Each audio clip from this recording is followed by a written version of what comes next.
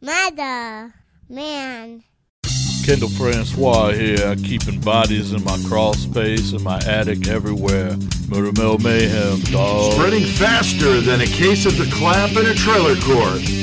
Able to shatter eardrums within a 666-mile radius. A podcast more brutal than all the rest. It's Murder Metal Mayhem!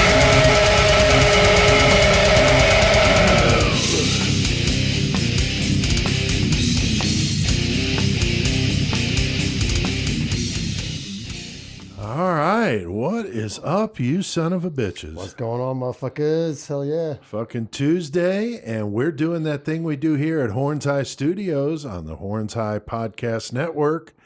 Episode 128 tonight. Got Joey and Chris here with me. What's going on, guys?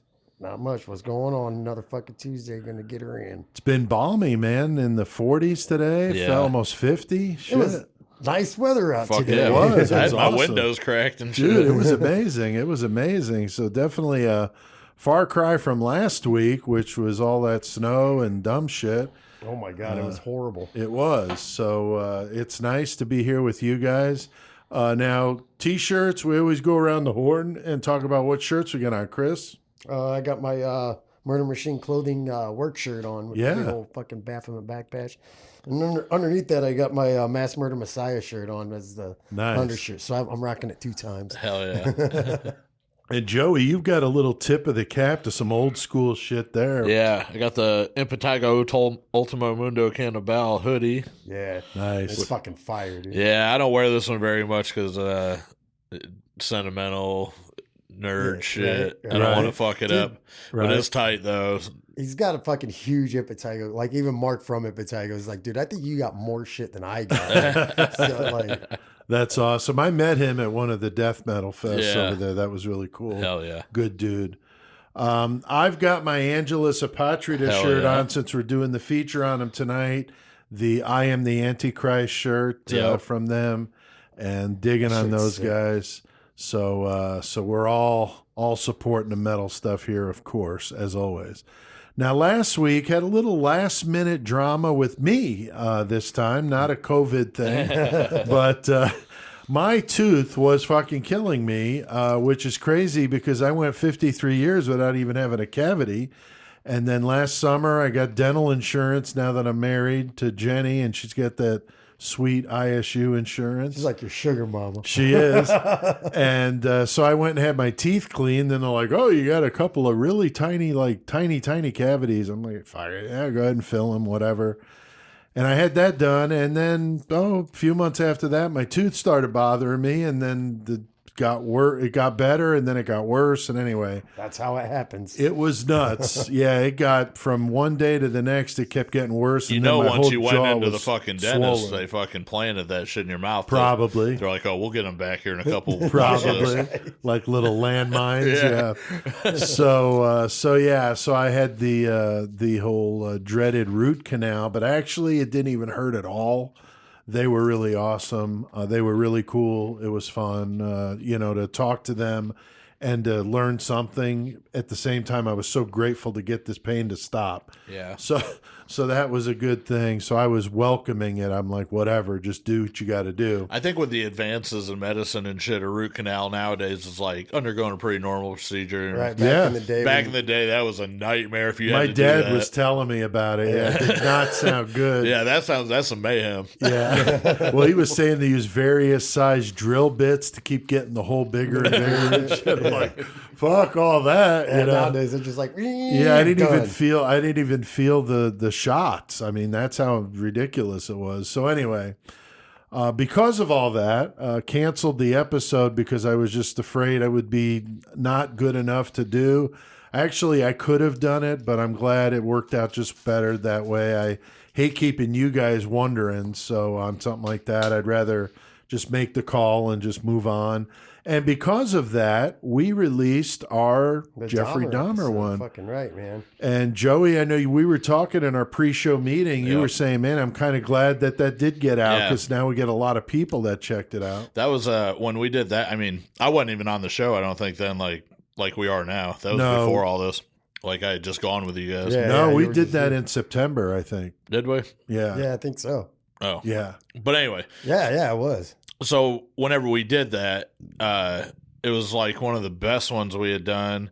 And there was so much to it with the interviews that we chose Right, for it with Bob John Borowski Weiss and and- Bob Weiss. Yep. And so it was such a good one. I was wanting everybody to hear it. Right. And it's cool for our Patreon only Sure. listeners so that they've been able to hear it. But Right. it was time to let all the listeners be able to access it. I agree. And then, once you hear this, maybe now you'll realize why you need to be a 666 member because Right. we got Capone and Ramirez just like the Dahmer episode. Exactly. Sitting there Just and they're badass. waiting only for Patreon. But we've approached almost 1,300 listens at the time of this recording to that Dahmer episode. It shattered the 24-hour record with 888, I think, or 889 Right. total listens in the first 24 hours. So thanks to everybody that checked that out. Fucking right. And the Borowski interview, the Bob Weiss interview, it's a hell of an episode. So if you missed it, go on and give that one a listen.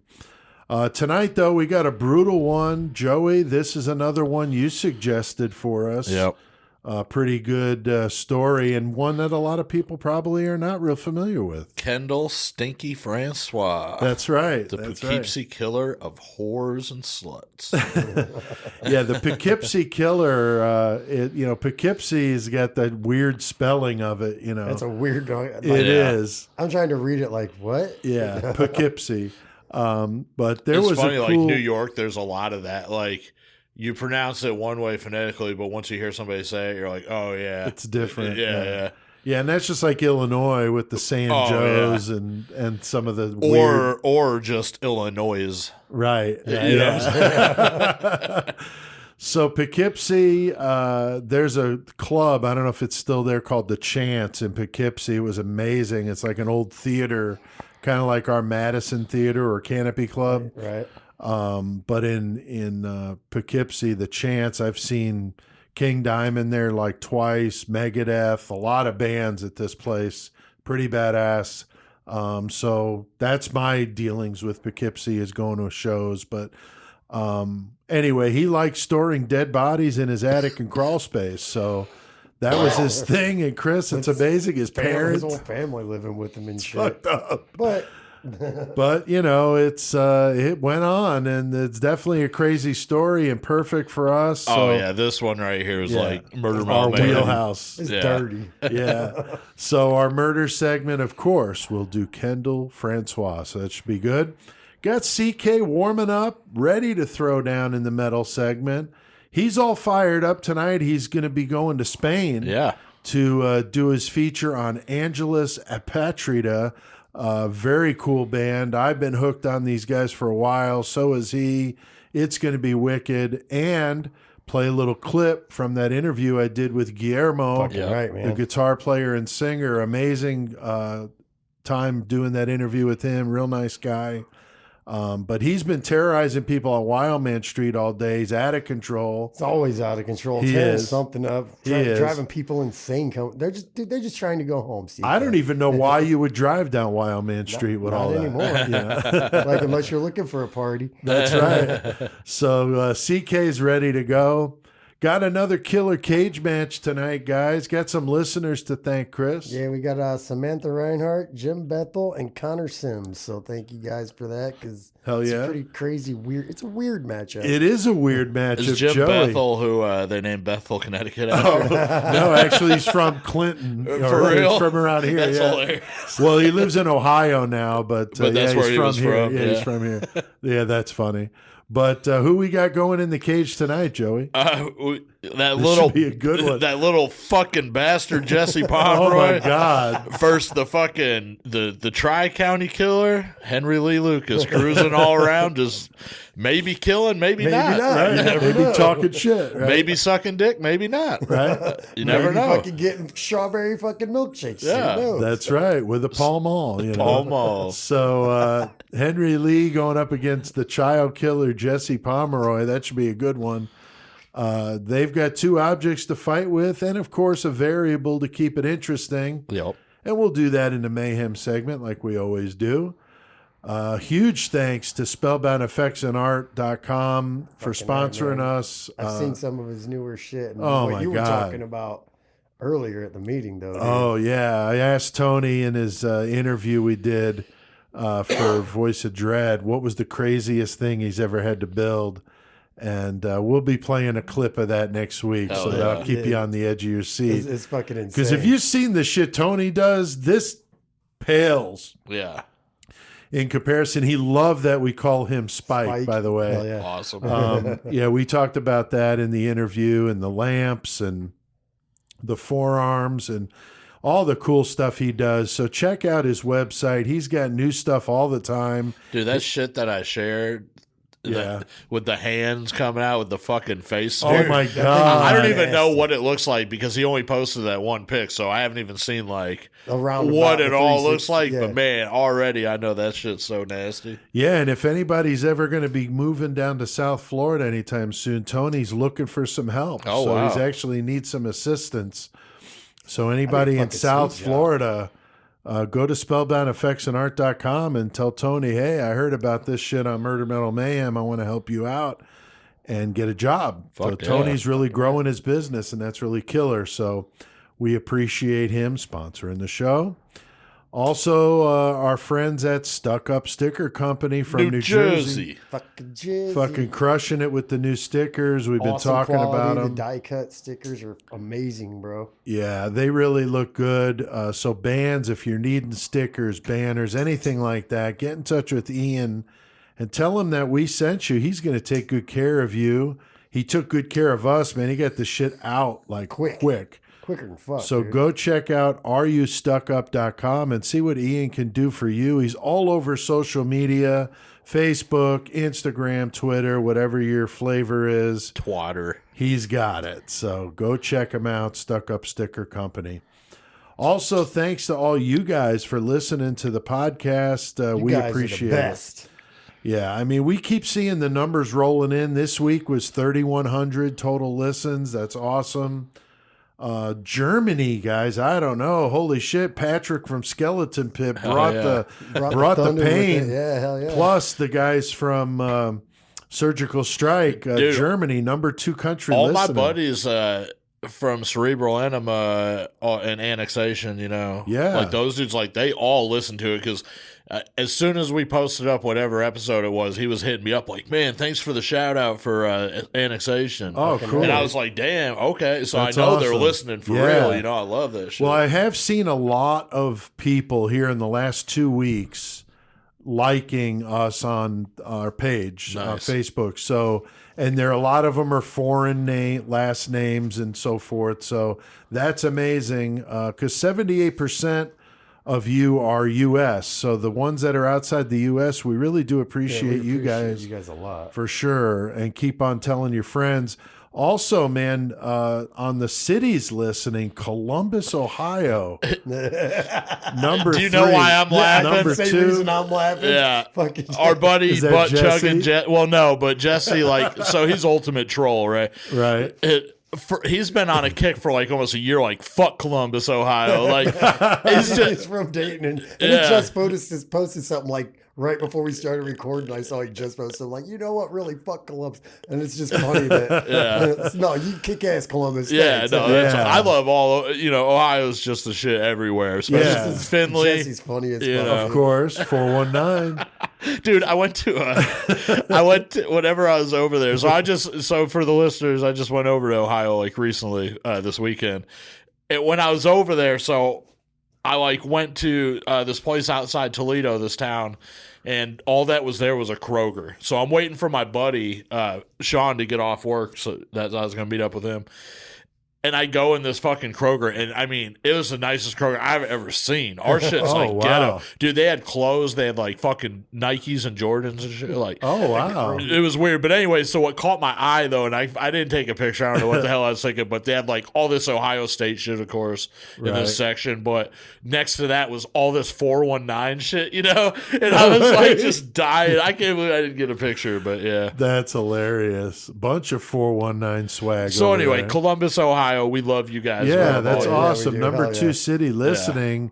Behind Chicago is back to number 1, so thank you, Chicago. Man, you can't help but wonder. I mean, fuck, we just dropped that Dahmer episode, and That's fucking right. a lot of people Close thought, by. yeah. Yep, hometown guy. Danbury, Connecticut is right behind Columbus, and then Manhattan, New York, which is fucking awesome. So thanks, guys. We appreciate it. I mean, that's fucking high rise. It is, man. We're like moving on up, Yeah. man.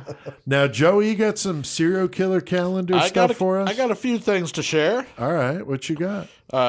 Thank you, Page a Day, once again, for my rantings on the things that you wrote that I repeat. Right.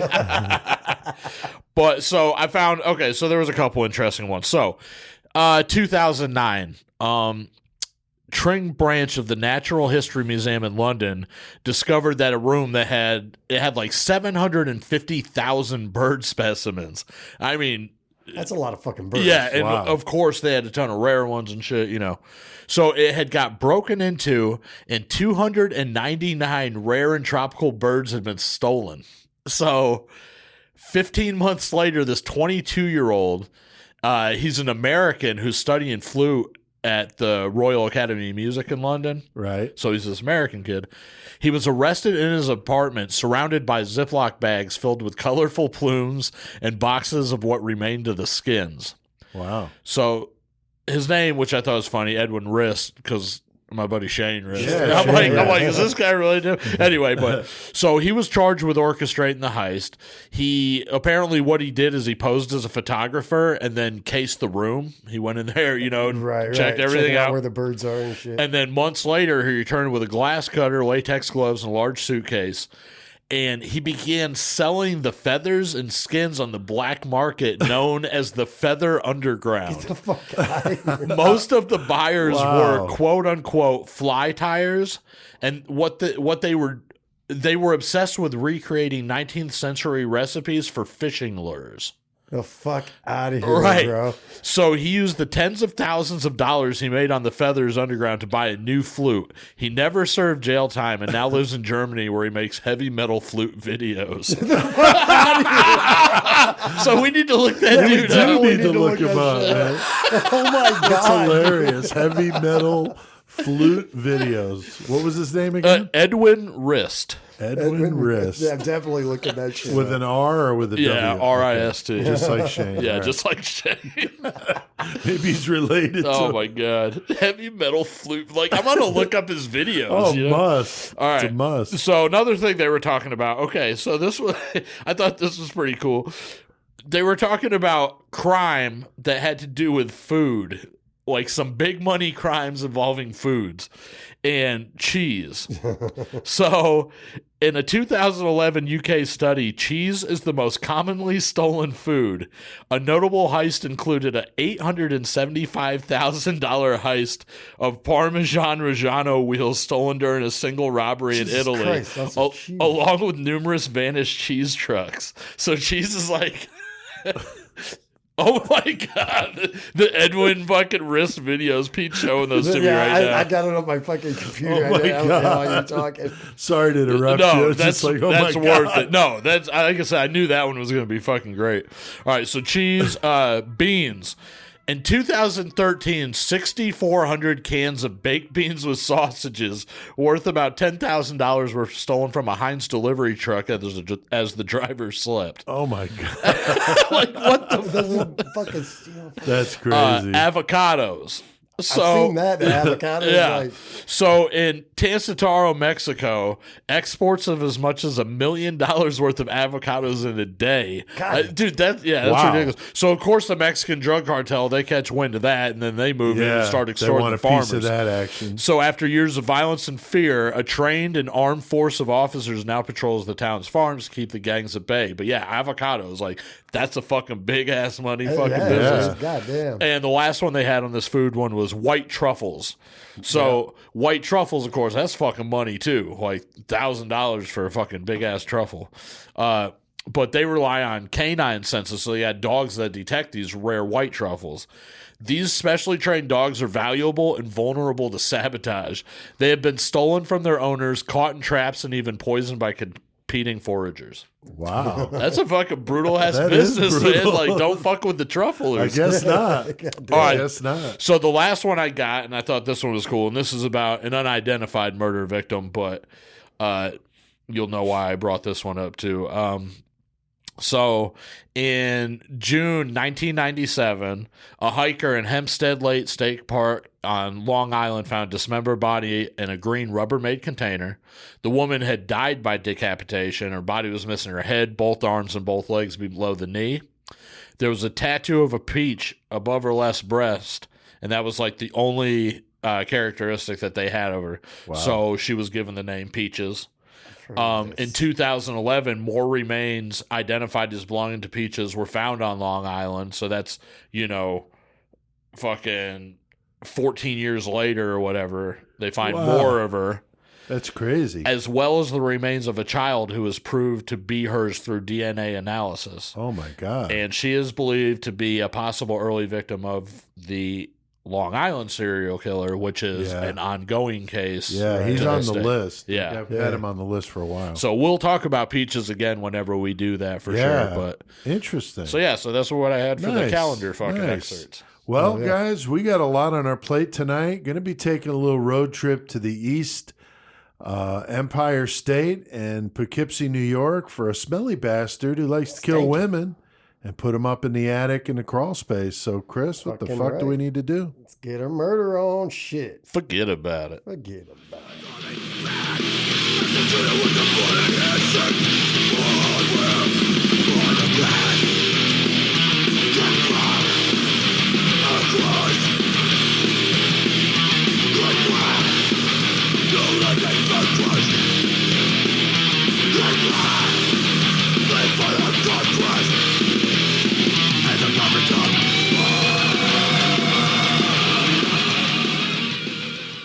Fuck yeah, man. Curtain Fire from Enforced. Really cool band. I stumbled upon them too. It's been just the last few months, man. Just been falling onto one band or another. Yeah, those dudes are good. Yeah, Century Media Band from Virginia. They got a new album coming out next month. Definitely looking forward to it. That song, Curtain Fire, is the single that they've released from the new one. So if you like that, check them out. Tonight, though, guys, we are going to be doing Kendall Francois, known to students at the school that he worked at as Stinky. Joey, it's some foul fucking body odor. I saw that he even had that nickname like when he was in school. Oh, wow. As a kid. Oh, wow. So he's been Stinky for a long time, apparently. The whole get. Yeah, I saw that too. But every time I see that Stinky, I get that New Macabre song in my head, but it's not about him. It's it's about Gacy, but still the song is like Stinky, Stinky. It's like every time I see this, get that song in my head. That's funny. The fact he was storing dead women in his attic and basement might have been part of the reason he stunk to fucking high hell. Maybe a little bit. I mean, he basically had dead bodies in every aspect of his life, like his car, his garage, trunk, attic. Yeah, I mean, he's just stanky. He's known to the media as the Poughkeepsie Killer. His crimes were from 1996 to 1998 in the town of Poughkeepsie, New York. Short drive from New York City. It is going to be a sick one. Definitely in our wheelhouse, as we said. Now, Joey, you mentioned Francois. Like when I first started talking to you on this podcast, you've mentioned, oh man, you guys should do Kendall Francois. How did you stumble on this one? This is one of the few cases, but where I saw a fictionalized movie. Okay. The Poughkeepsie Tapes. Right. Which we'll talk about that later, but a movie that came out that, was pretty good underground horror flick. Yeah. And so once I saw that, and of course based on a true story. So it's like, okay, well, I always look up, so what was the real story behind it? Fucking the Kendall Francois thing, and then found a couple documentaries, like, holy fuck. Right. How do we not know about this guy? Super gross. Chris, what is it? I mean, we talk about this quite a bit. I mean, why do true crime fans maybe not know who Kendall Francois is? I think in Kendall Francois' case, it's probably because he didn't have a huge sensationalized trial or whatever. Because, True. like, if this had had a trial like that, it would have just been out of control, I think. Yeah. Just because of what he did and how he stored the bodies and everything. Right. Yeah, because they were looking. I mean, they were trying to figure this out. It went on for a little while, and being that close to New York City, you'd think it would have just gone crazy with publicity. But I think you're probably right, Chris. And he didn't have any big interviews or anything like that he did that I'm aware of. Well, he did some. We'll talk about that, but not big like Barbara Walters. You know what I'm saying? Right, like Dahmer, the Dahmer one, yeah. He did, but he did talk though. The sad state of what we've talked about before. Another reason why this might not have been sensationalized because his victims were prostitutes. Right. So people That's are just a good like, point. oh, whatever. Yeah. Yeah. So a lot of reasons there, but I always find it fascinating. You know, we talked to Dr. Harold Schechter, Chris, when we did that interview and asked him, what is the deal with why an Earl Nelson is unknown, but really pretty brutal and quite a few murders. Yeah. The gorilla killer. But, it's just, timing, what else was going on, at the time, and, other news stories taking precedent. And it's just funny how that is. But a lot of it, too, is the name, the catchy names like the Night Stalker. Right. And, there's no nickname there. Right. Other than Stinky. Yeah, other than Stinky. So it's an interesting story. I just find it fascinating that some of these are like household names and other ones, very few people heard of. I had not heard of him until you brought it up to me, Joey. So. Yeah. And I mean, fuck. My buddy from Denver is even the one that was like, oh man, you should watch this movie. So even as a horror fan, that had fallen under the radar a little bit for me. And as a true crime fan, like I said, I'd never even heard of the guy at that point. Right. And I've always been into true crime, and especially by that point. So sure, not hearing about that, it's like, damn, Yeah, and it's modern too. It's not like an old case. Old, right. Yeah. So, all right. Well, Kendall Francois was born 1971 in Poughkeepsie, New York, to parents McKinley and Paulette. And as far as I could tell, it seems like, he was born and raised there, fairly quote unquote normal upbringing. He had a few siblings. Poughkeepsie, if you're not familiar, is a town of about 30,000, 90 miles north of New York City. The home that he was living in was very close to Vassar College. He was a big son of a bitch, though, 6'4". What they say, he's like 27 when he got, or 37 when he got arrested. But either way, the pictures of him, is he doesn't look that young. He's just a monstrous dude. He is a monster. And even in high school, he was 6'4", playing high school football. He graduates in 89. He had at least one younger sister, but I believe there were other kids. I don't know, Joey, if you know, because I was off top. I'm not sure. I was not able to find anything clear on how many siblings he actually had, other than I know the younger one that was living there with him. But they referenced that he was the younger son, so there was at least one older son that wasn't living there with him. I heard, he did go into the Army in 1990. He did his basic training at Fort Sill, Oklahoma, and if he was there, it's most likely he would have been in the artillery field because that's where the artillery basic training is at Fort Sill. Right. Could have done something else, but I'm thinking that's probably likely. But which is funny is we were in the Army at the same time, but he got out, in 93. I got out in 94. He went to community college and pursued a liberal arts major and kind of went on and off to school until 98 when he was arrested. But, I thought it was funny. I mean, he was at Fort Sill, I was at Fort Hood, so I stayed away. That's crazy, yeah. Kind of wild. That would have been interesting if we'd have been on the same post at the same time. That would have been fucked up. Yeah. I knew that dude. Yeah. I think I would have remembered a guy that gigantic. Yeah. But he has a job at the Arlington Middle School first as a janitor, and then he became a hall monitor in 96. and 97, but he was reprimanded several times for inappropriately touching female students and telling them dirty jokes. Not too good at the junior high. Probably not the best to thing be to do. doing that. Said he played with their hair and shit like that and touched them. And it sounds like this guy would turn out to be a disgusting serial killer of some type. Maybe. So yeah, kind of setting the table for the creepy shit, that he was doing at the junior high where he worked.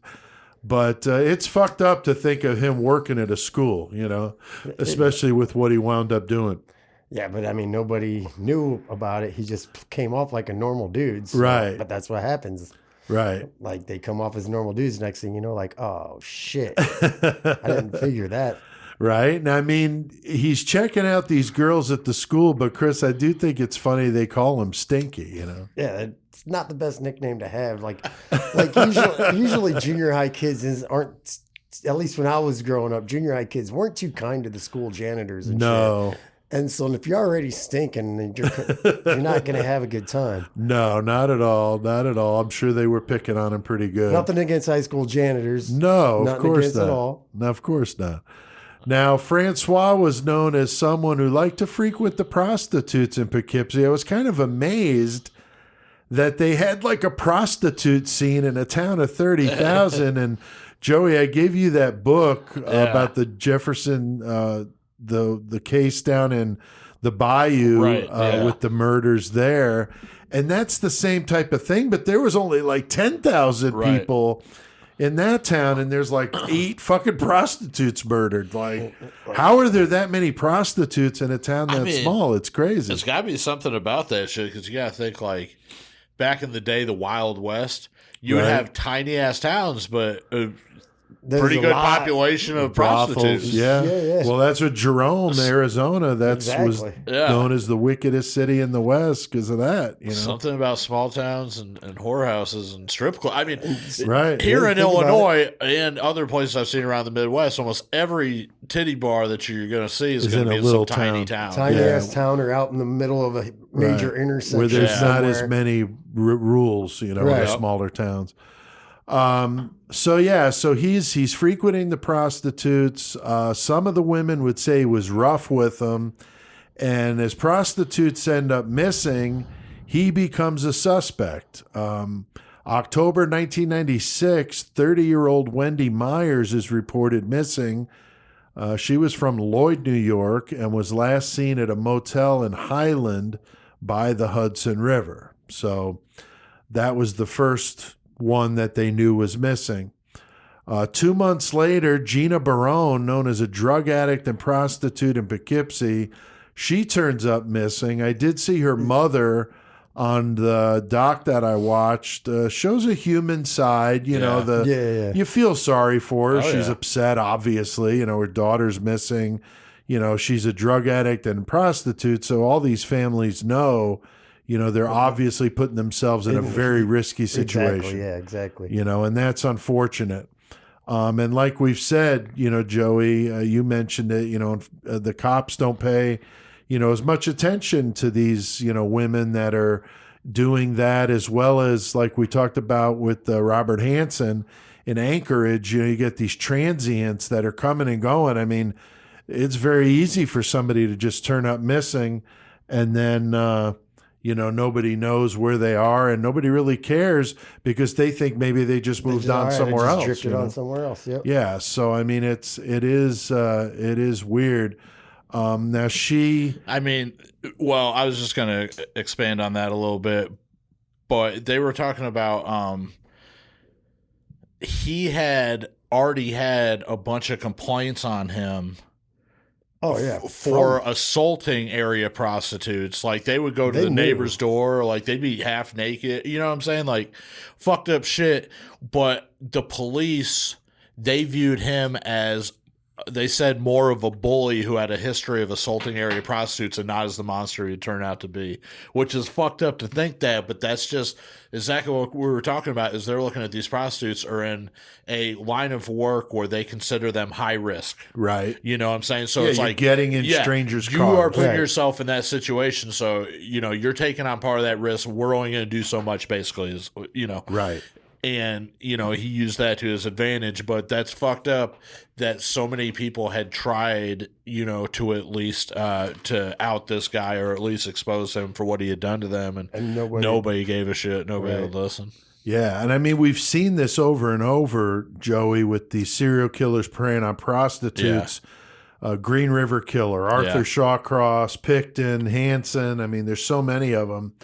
And they're just not missed because nobody knows, you know, where they are. And people don't really care. Yeah, and unfortunately, people have given up on them and they just don't care. And a couple of those, you're going to look at, you know, your Robert Hansons and your, you know, especially Gary Ridgway, but the ones that can rack up those kill counts, the reason why is because they're picking those people that are fucking nobody. You know, they just don't have a lot of people looking for them. Right. They don't work like a job where they'd be missing. You know, it's just it's very sad situation, but those are exactly who some of these predators are looking for. Oh yeah, and exactly the story that we're telling tonight. Kendall Francois is one of those people. Well, yeah, and like we talked about Gacy.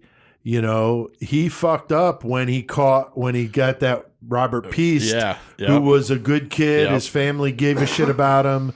Knew he wasn't a type of kid that was going to run away. Right. So they were like all over the cops, and they were serious. And that's, I think, really how he winds up getting caught. So, you know, that's a good example of, you know, why they don't pick people from upstanding families and kids that are either in school or somebody that's got a job, because they're going to turn up missing and people are going to come recognize looking right away, like, what the fuck? Yeah, why isn't Chris at work, you know? So a month later, January 1997, 47-year-old Kathy Hurley, another prostitute, she turns up missing.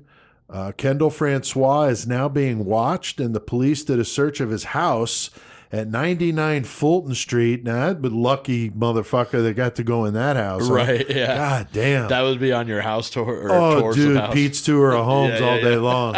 When a girl told him she had rough sex with him at his house, the cops would say the house was absolutely brutal, you know, dirty, garbage piled up. Rotted food, fucking stunk. Maggots in the fucking sink. Really nasty. Like everywhere, and like a path to walk on, like some of them nasty ass hoarders' houses. Oh yeah, like I said, I used to do that for a living, is go through those nasty places. But whenever we expose what was in this house, and you're trying to figure out how in the hell other people can't even know that shit was in there, you got to understand that so much other gross shit was going on that. Yeah, because when I used to do those nasty house inspections, the two worst times of the year to do those is in the dead of winter and in the heat of the summer. In the heat of the summer, the smell was just staggering. So you had that. And then, but you didn't see people in them very much because it's so fucking hot in there. Right. And it stunk so bad. I mean, even people like that don't want to be in there. And then in the dead of winter, you don't have the smell, but you have people squatting in them because they're trying to get out of the cold. Yeah. Right. And they don't smell so bad. And some of them, you know, tolerable, and they're just like, whatever, I need shelter. So those were the two worst times to do those. So, I mean, oh man, to think of people living like that is brutal. But as you correctly point out, Chris, that's one of the reasons why he was able to legitimately explain away that he told them that it was a family of raccoons that died up in the attic, and he couldn't get the bodies out. And so, sorry, it stinks in here, but it's not my fault. And I thought it was ironic, though, that there was a funeral home like Caddy Corner across the street. Yeah. That's kind of ironic. And let's also fucking let it be known that, so this fucking wrecked ass ratchet house that we're talking about that's all fucked up is surrounded by nicer homes. Yeah. The rest of the block is decent and shit. Like, it's all clean. They said that wasn't terrible. It was definitely the most rundown house. It looked it was the worst of the bunch, but overall it was a nice neighborhood. Yeah. You know, they were a lot of college rentals, but they weren't dumps. Yeah. So yeah, it was yeah, because this is also by I can't remember what college. Vassar College. Vassar College, yeah. So, like I mentioned, having gone in those nasty places before, literally hundreds of them I've done, it's amazing. I always used to joke that we should have a prize to which one of us stumbles on a dead body first. We never did. I never did. None of us ever did, thankfully. Knock on wood. Right. However, it's amazing because that would be the perfect place to dump a body. Yeah. Or for somebody that's homeless that freezes to death or whatever. Like, ODs. Just dies, right? Yeah. Or ODs right there. Yeah, exactly. Now, Chris, it's hard to believe that they could live in the house with these dead bodies rotting away.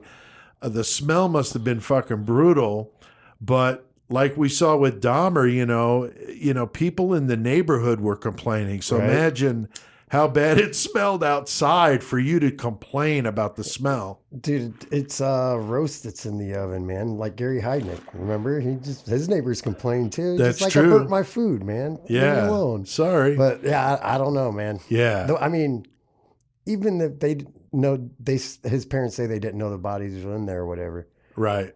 But still, if it smells that bad, even without the decomposing human bodies, it's that bad. I don't understand how anybody could live in it. Yeah, I don't either. I mean, I know you get desensitized. It's like I've been in meat packing plants before for work, and the ammonia smell That's what I takes your was gonna breath say. away. That's what I was And gonna those say. guys don't even smell it.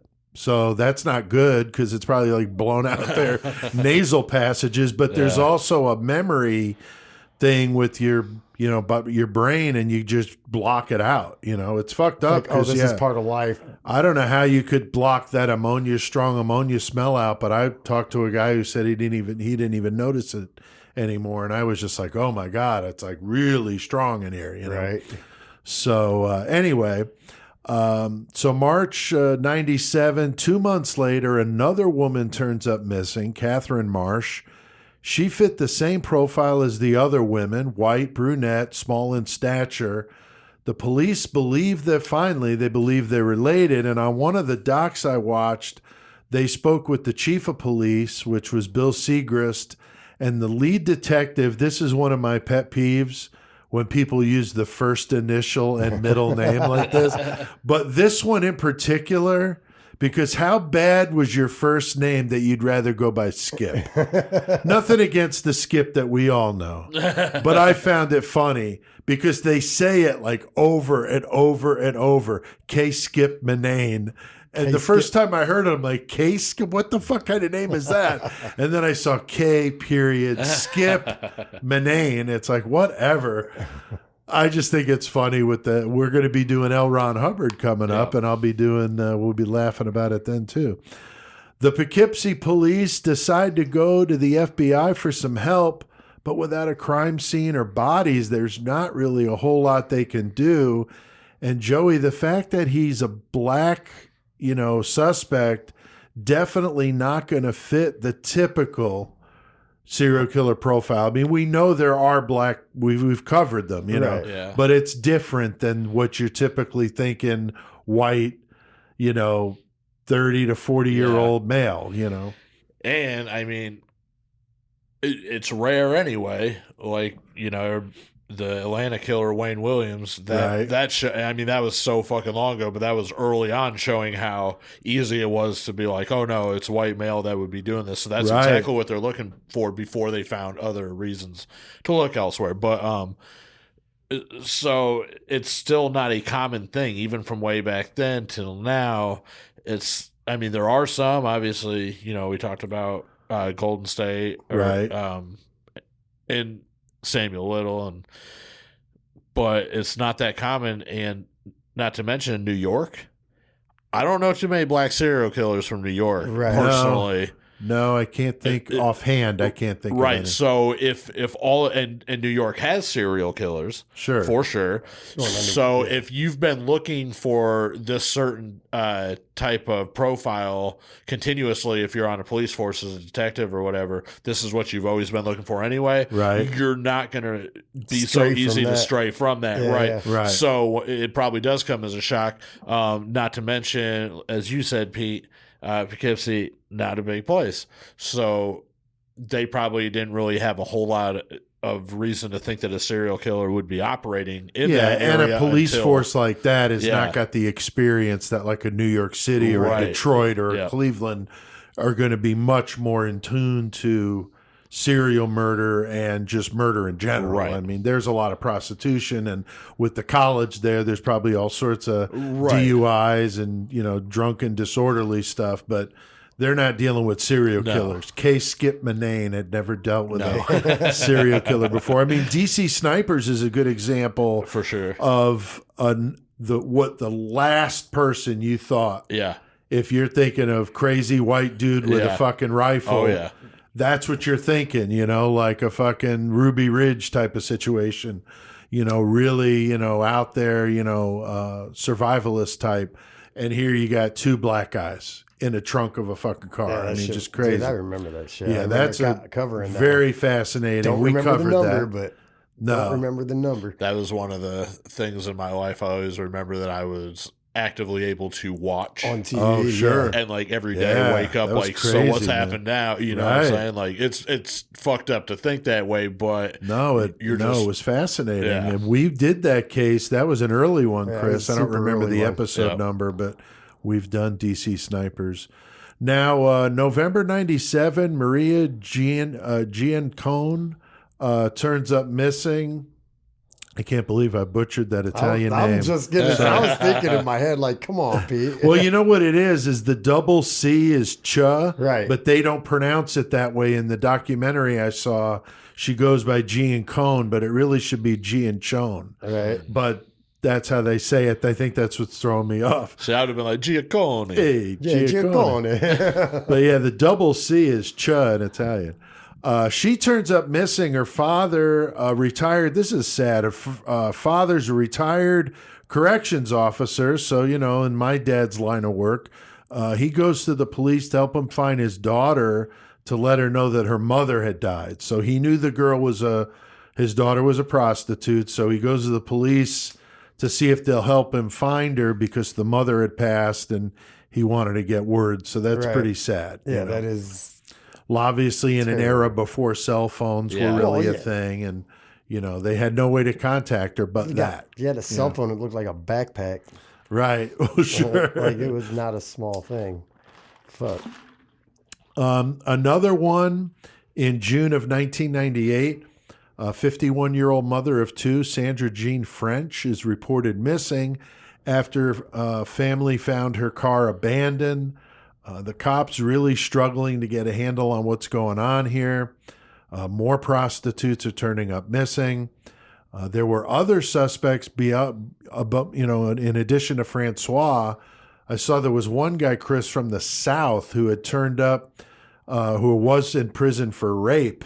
And I guess they contacted, I think it was South Carolina, and they said, oh, yeah, that could definitely be your guy. Right. So they had a hot tip on that one. And then there was another guy in Poughkeepsie that had been convicted of rape, but was also considered a suspect, but nothing panned out with that one. So there were a couple of other players beyond Francois, Joey, that he, they were looking at, Yeah, and I mean, that goes back to like you're saying, you're looking for a different type of person. Right. So they're looking at all these possible, people that might fall into that profile or have the MO to do some shit like that. The fact that they even had Francois on their radar was solely his own doing. Right. But what was fucking them up, though, is they had no bodies. So they're like, where are these women? Because you don't think that they're going to be in the house. Like We've covered it, obviously, Gacy, and there's been some of them, but I'm sure as a cop, that's the last thing you're thinking is they're keeping him in the house. Right. But because they even had before the spring foliage came on the trees, had the helicopters flying over, for fresh dug holes everywhere. Right. You know what I'm saying? If you're spending that much money to do all the shit. Right. So you're actively looking for these, you know what I'm saying? You got a situation. Right. You're spending the money for that fucking aircraft and all that shit. You're not driving down the streets in that house that smells like dead shit. That might not be it. He's already on a radar and it smells like death in here. Take it up with K-Skip, man. Right. And it's the same shit that happened with Gacy when they were like, oh yeah, his shit smells. Right. And it took an officer to be like, no, I smell death coming up from the vent. Right. Yeah. That's death. Like, And that's a like, distinctive smell. But it was there anyway. But I think people have this. It's so obvious that you don't believe it. Right. State of mind. Yeah, it's you're hiding it in plain sight. Yeah. Very, very fascinating. And it blows your mind to think it was right there, and they just didn't see it. And so Francois was arrested in January of '98 for assaulting a prostitute in his house. He pled guilty and only did 15 days, which is fucked up, Chris. I mean, that's not a whole lot for assaulting a female. Right. Not a lot at all. No. I've And he had done that more than less. once. He didn't assault a female. He assaulted a hooker. Oh, my bad. Yeah, there you go. That was terrible. I'm sorry. August of 98, Katina Newmaster disappeared. She was also a prostitute from the same area as the other victims went to the same hangout spots that they did. Task force was formed to try and figure it out. One of the victims' family members told the media, if they find one of them, they'll find them all. Yep. I think that was Patricia Barone, if I'm not mistaken. So, Chris, the police are really trying to zero in on Francois, and they finally get a little bit of a fucking break. Yeah. He has this prostitute. What's her name? Katina? No, that he strangled the day earlier. Yeah. Oh, no, yeah. Yeah, that was her name. Yeah, Katina Newmaster. Yeah. I forgot where I was at. But anyway, the break they basically caught was like... Oh, the Diane Franco is the one that talked to him. Yeah, because like he strangled her out in the car, and then basically somehow she talked him in to go get her cigarettes. And right. She just gets out of the car. She jumps out. Never comes back. Yeah. He's driving away, and the cops actually saw him driving away. And right. He did a U-turn right in front of him and then fucking took off. That's kind of dumb. And the guy running Let's draw some attention to myself. Yeah, the guy running out of the store comes running out, or running the store comes running out and tells the cops, like, this lady's in here just said she'd been assaulted, and fucking she made a statement saying it was Francois. Fucking, that's how they got him. Yeah. Like, fuck it. We got so a good they reason finally to get you found now. somebody that'll talk. It was September 1998, only a month since the last victim had disappeared. Detective Manane was in his car, and like you said, Chris, sees this go down. Skip Manane? Skip Manane. Skip Manane. Because there could be two Skip Mananes. Right. That might be they found the girl, as you mentioned, at that gas station, and so, she's obviously going to talk. She's able to, obviously identify him, where it happened at the house. And she's very, very lucky to have survived it. And the cops got, a legit reason now to actually go to the house. Fucking right. And they got a fucking warrant, Joey. The cops bring him in, bring Francois in. And it doesn't take them long for him to just start talking about what's going on. Yeah, he admitted to the one, now I can't think of her name, the one that he originally got questioned about whenever they pulled him in. Right. And he Franco. Yes. And he just admitted to it. It's like, right. I beat her up, or whatever. Right. And then the confession just like, dude, it was crazy the way he did it. Yeah, you can see it or hear it. Yeah. There's audio and I shit. guess I haven't checked that out. What's that about? It's just, I don't know. He when he goes in, he like basically is like, just give me the pictures of all the missing girls from 93 to whatever. And he's like, I killed this one, I killed this one, I killed this one, and they're like, holy shit, dude. And then he tells them straight up, like, they're at my house. Yeah, we can go get them. So they go to his fucking house. Doesn't take them long to find the bodies. They find some fucking bags with remains like sticking out. Yeah. Nasty. Some of them were wrapped in plastic. Yeah. Over a 3-day period, they removed 8 bodies, 3 from the crawl space and 5 in the attic. And they were in various stages of decomposition. So bodies 1 through 3, because they were at that time, before identification, they just had them numbered. Right. And even through this, it was hard for them to ID all of them or figure out if there were parts from other ones. But anyway, so bodies 1 through 3, they were wrapped in plastic, like it looked like he had started to dismember them and hadn't gotten fully through with it. The 4th one they found in a kiddie pool, right? A children's kiddie pool. Yeah. Wow. Just thrown in there, or like in a bag, or no? It was. I can't remember if it had been hacked up or not, or if the body was just in there. wow. And then the 5th body was in a can and it was decomposing. Like, just, I mean, this is just in this fucking house. And Wow. And then the 3 everywhere. bodies that they found in the crawl space, they had less severe decomposition since they were the most recent victims. Because he would like fucking line them up. He would take the bodies, like the ones in the attic, and he would fucking line them up side by side and shit. And he had all these fucking weird rituals or whatever. But then, That's like, so fucked up. it got too full or something, and so then he like was moving them to the basement.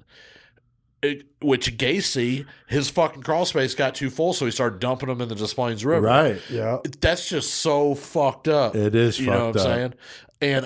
And with the thing with Kendall Francois too, it's like, I don't think that he was trying to keep the bodies because he didn't want them to get found, or anything like that. He wanted to. I think he to wanted do that. shit. Right. He- They were he- full on his trophies, the whole fucking The entire body. deal. Yeah.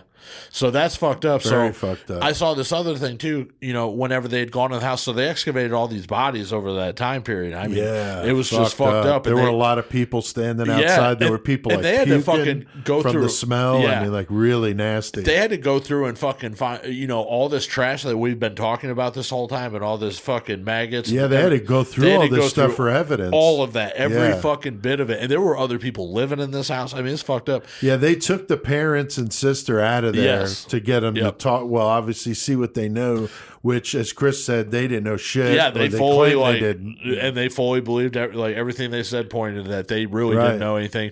But they, I saw this one thing when they had gone there, that there was one officer that reportedly ruined more than one pair of boots due to the amount of human sludge. Oh my god, That's fucked up, right? that's nasty, man. Wow. Wow. Yeah, that's pretty fucked up. So if the parents and sister didn't know, I mean, that's what they claim. I mean, they never got charged with that. Yeah, we have Yeah. no reason to disbelieve it. It seems so crazy to think. Not only does he have all these bodies, 8 of them stored in this house, but he's moving them around and shit. They're not just like Yeah. up away where Yeah. people aren't going. Like he's got to carry them from the attic Yep. to the fucking basement Not to and the crawl mention, space. like, you he know? killed some of them in his fucking car. And then had to carry him. Oh, that's inside. right. I yeah. can't remember. Was it the Barone? I can't remember which one it was. He killed her in his car, and like they said, he like shoved her under the front seat so nobody could see her. Right. And I'm just like, dude, how like shoving a body under the front seat of a car? Like, Right. I don't know. And he's a big motherfucker, so That's right. He's manhandling these bodies and shit. Yeah, and 'cause these are these- fucking these crackheads. Chicks are Yeah, like and they're real 110 little Right. pounds. anyway. Yeah. But dude, Yeah. I mean, Still, though. just the image of that in my mind Yeah. was like hard to fucking get by. You know what I'm saying? Oh, yeah. And so he would do that. I can't remember like if it was her or the different fucking case or whatever. But I remember he said like one of the other victims, he had her in the car, killed her, parked it in the garage overnight so it could be covered more, Oh, right. and then moved it into the house. So Wow. yeah, like he's full on fucking being active with these corpses. Yeah, his and mom hookers. was a nurse, so she Yeah. probably worked a lot of hours. His mom was a she was a nurse. psychiatric nurse. And his sister was in a fucking college. Like she was. Oh, taking, wow. Yeah. It's like what the shit you got? Because they Yeah, also said it's so crazy. among all this shit that they found in the house, they also found a shitload of syringes and shit like that too. Oh wow! I don't know if that was just in like where Kendall was hanging out. You know what I'm saying? Because that's the thing that. Okay, Well, one of the girls said he smoked crack with her, Right. So he at least did drugs himself. What kind of drugs? Right. Don't know. That's what she claimed that he had. I think she specifically said it was crack. And I mean, going back to Kendall's MO and shit, like, yeah, he is one of the ones that we've talked about that picks prostitutes. That are junkies, too. Yeah, you pick them because they're on the fringe of society, but you also pick them, and especially drug addict ones, because those are the easiest to con into anything Right, you want to of do. course. Get your next fix right here. Yeah, Right. so he used that hugely to his advantage. Oh yeah, yeah, for sure. But yeah, it's amazing to think that his mom was a psychiatric nurse and all this was going on.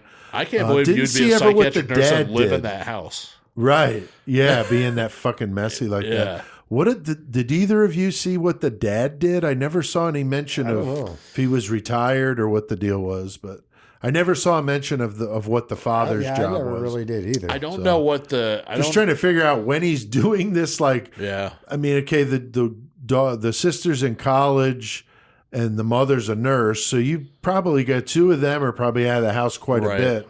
But if the dad was around, I mean, it'd be kind of hard to be moving bodies in and out and up and down stairs and everything with other people being in the house. But I don't know. Yeah.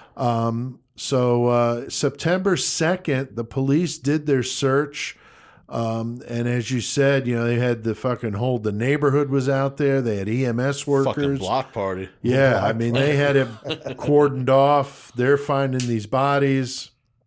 Obviously, the house is secured by the cops, which you got this awful stench and garbage and clothes. Fucking gross. I mean, if you're the disgusting. fucking one of the neighbors and they fucking find this shit and you're like, I've been smelling that shit this whole time. I was wondering, say something, motherfucker. What the fuck? I wonder how much trouble they had with the houses next door once they did all this with the rats and the mice fucking and everything. roaches, maggots, everything. All that stuff's going to go find somewhere else to be, Definitely. So no big surprise with this stuff because, like I said, I've been in these disgusting places like this. But this is September.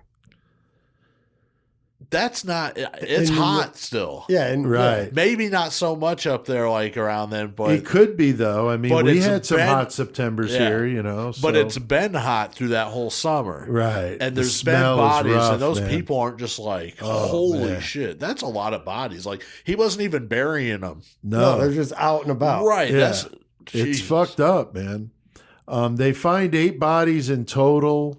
5 in the attic, 3 more in the crawl space.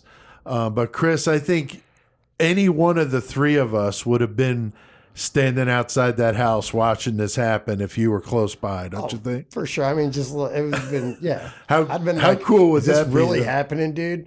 Right. It'd be like everybody fucking standing outside fucking Dorothy Apuente's place, like right. And then motherfuckers found that out. Sure. Street motherfuckers had their lawn chairs out for that shit. Like, oh yeah. We here for a party, bro. People selling T-shirts and all sorts of shit. Man, and that's fucked up. Like Ed Gein and everybody came out, and they came out for the auction, and they came out for all that shit. And that's why they burned the fucking house. Then afterwards, then they burn it down. So it's like they take advantage of the fucking shit for a second, but then it's like no, over with. Well, that fucking fire chief, his mom was the fucking strung up in there, so that was pretty brutal. Yeah, we'll get to old Eddie Gein, I'm sure, at some point. I'm sure we will. So yeah, it's just unbelievable. 7 of the 8 victims were the women reported missing. I saw the 8th was a woman from New Rochelle, which is a town not too far away. And then no one knew she was even missing. So we talked about that. That's definitely fucked up. But like we said, not uncommon with transients, drug addicts. And so, Joey, how crazy is that Kendall Francois was found to have contracted AIDS, possibly from one of the victims? Yeah, he got diagnosed as HIV positive in 95, which was a year before he began his killing spree. I don't know how substantiated that is, but he said that you think this was like because of that, and that could be like a Shawcross. That could be like, oh, I got this disease, you fucking whores gave it to me, so that could be part of it. And he had always been, into prostitutes, and they said that Wendy Myers, which is believed to be his first victim, might have been the one that possibly gave it to him. So if that's, I mean, a lot of people just like to connect dots, but if that is for real, that does make a lot of sense to exactly what his MO would be. He fucking killed that bitch. He's still got the disease, so he's dying. Right. And then he fucking, does that. So he dies of natural causes, they say, quote unquote, in 2014 at the age of 43, but they never released an exact cause, so it could have been related to the HIV. Certainly could have. But also, he was obese really, really bad by that point, and they said that could have had something to do with it. And also, he had been writing letters to somebody before he died, corresponding, and he talked about a huge lump in his groin. And so that could have been it. So, like I said, they never actually said what his actual cause of death was. A lot of speculation. Yeah. But the fact is that pretty much he had HIV the whole time that he was picking up these hookers and killing them. Right. Very much could be an MO. Regardless, it's a very brutal way not only to kill these ones, but who knows if he infected other ones. Right. You know, so Right. that's like even technically that's more victims. Sure. But it's very possible, dude. He gets indicted on 8 counts of murder, and he pled guilty to avoid the death penalty. His family denied having any idea, as we mentioned, that he was doing any of this, let alone that there were bodies in the house. In 2000, he gets 25 years for each of the victims, for a total of 200 years. Originally, Joey, he gets sent to fucking Attica, which we did that episode. Yes, if we you're did. interested in the Attica prison riot, we did that story a few months ago. we got some good prison ones. Go We've back got and some listen good to 'em. ones, man. We really have. A prison we featured here, and there was one missing woman, a black woman, Michelle Eason, Yeah, who they was were never trying, found. They were trying to connect her big They time. were. Yeah. They were, but she's never been found. Her body was not in the house. Some suspected she could have been Francois' 9th victim. Eventually, though, he gets transferred from Attica to Wendy, I think that's how you pronounce that, or Wend Correctional Facility in 2014. And as you said, Joey, he dies of natural causes just a few months later. Yeah. And you mentioned that woman that corresponded with him. She said that it was cancer, that her Is her name conversations Candace something? with him. I didn't Chrissy. catch her name, Or, but I just knew it was a woman that was, writing letters. I know he was with writing him. to this lady Chrissy and that's probably who we're talking That could about. be it, yeah. He wrote to her before. I can't remember what the whole story was, how she originally talked to him and got him talking to her. Right. There was something about it, but he's the one that confided into her about the tumor in his groin that turned out to be cancer. But he also had like a journal, and it was all like single space, handwritten, and it was 24-page single space handwritten fictional account of a woman who is gang raped and then seeks vengeance. And the story is graphic in both the sexual and violent aspects of it. Wow. But in the end of it, the woman kills her attackers, all 8 of them. Oh, Really? So that's some interesting. trippy shit now. And none of Interesting. that has ever been released because that's Yeah. still, I guess, like her private things. You can look up, like, she posts a couple pages like of the actual letters, the photos wow. or whatever, so you can see his handwriting and stuff like that. Right. But no, it is very interesting, and Wow. I would love to read that since he wrote it. Oh, yeah. Especially with the 8 Yeah, thing. that's some interesting. trippy shit. So. That is really trippy. But like you said, Joey dies at age 43, and obviously gets off way too fucking easy for all the fucking misery that he fucking caused. Yeah. Well, I mean, dying of cancer, that was way too easy. Yeah. Yeah. Yeah. Oh, especially, not after not having been incarcerated for all that long. I mean, Right. it was Not a at all, while, right. but not, But it wasn't like David Parker Ray dying when you get there. That's just hey, the worst, man. I'm out. Like, this In a motherfucker- holding cell before they even put him in his cell, like, you know. motherfucker, That's fucked up. man. I did find something interesting on Murderpedia that apparently Francois was stationed in Hawaii after he got out of basic, I saw that. and there were some unsolved murders of women there who were strangled at the same time that he was there. Right. But that's about all I read. I didn't get much more out of that, so I found that interesting that there's actually some potential other victims, that coincide with when he was there. So who knows? That'd be fucked up if somehow they were Yeah. able to figure it out, but probably not. Probably not. Anything to add to this one, guys? Anything we didn't talk about? Joey, the Poughkeepsie Tapes, you mentioned that Yeah. that movie. What What was the deal with the? Your opinion on it, like it's close to the real crime. No, this is another story that's not really based on what happened. They took the idea of what happened and turned it into their own fictional. Right. Very much like Henry, Portrait of a Serial Killer. It's a great movie, but it's not. I feel like you brought that to my place when we watched it before. But Poughkeepsie Tapes is a really good one. Like I said, my buddy turned me on to it. He's like, man, check this out. And you watch it, and it's a great movie. It's creepy. Their whole premise is that it's more made like it's a mockumentary. Okay. But like they find these tapes of all these killings that went on that are like Kendall Francois killings. Gotcha. But it's not like they find him and there's not like a backstory behind it. Right. But it's worth watching. Don't watch it for any kind of factual reasons. Watch it because the idea was taken from the actual thing. But no, I think that's cool. I think it's interesting for sure. And I mean, that's the whole reason I even found out about this case. So props on it for that. Yeah, without a real. doubt. Yeah. Without a doubt. I did find a couple of good documentaries on him on YouTube, as I mentioned. Yeah. The articles. Murderpedia has really been a go-to for me with a lot of these recent episodes. I really like that website. I liked with doing, especially like Kendall Francois and a couple other ones we did. Whenever you get like these more, the newer ones, I guess, the newer cases in more recent years, you can find so much more shit because of all the online publications. Yeah, he puts all of them on there. So like you could scroll through like tons of shit.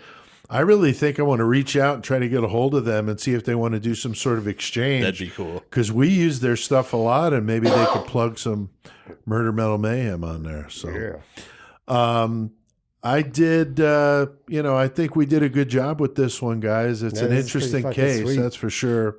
And nice to get this one crossed off the list. Oh, I've been excited to do it, so I'm glad we finally got it out. And I think we did awesome.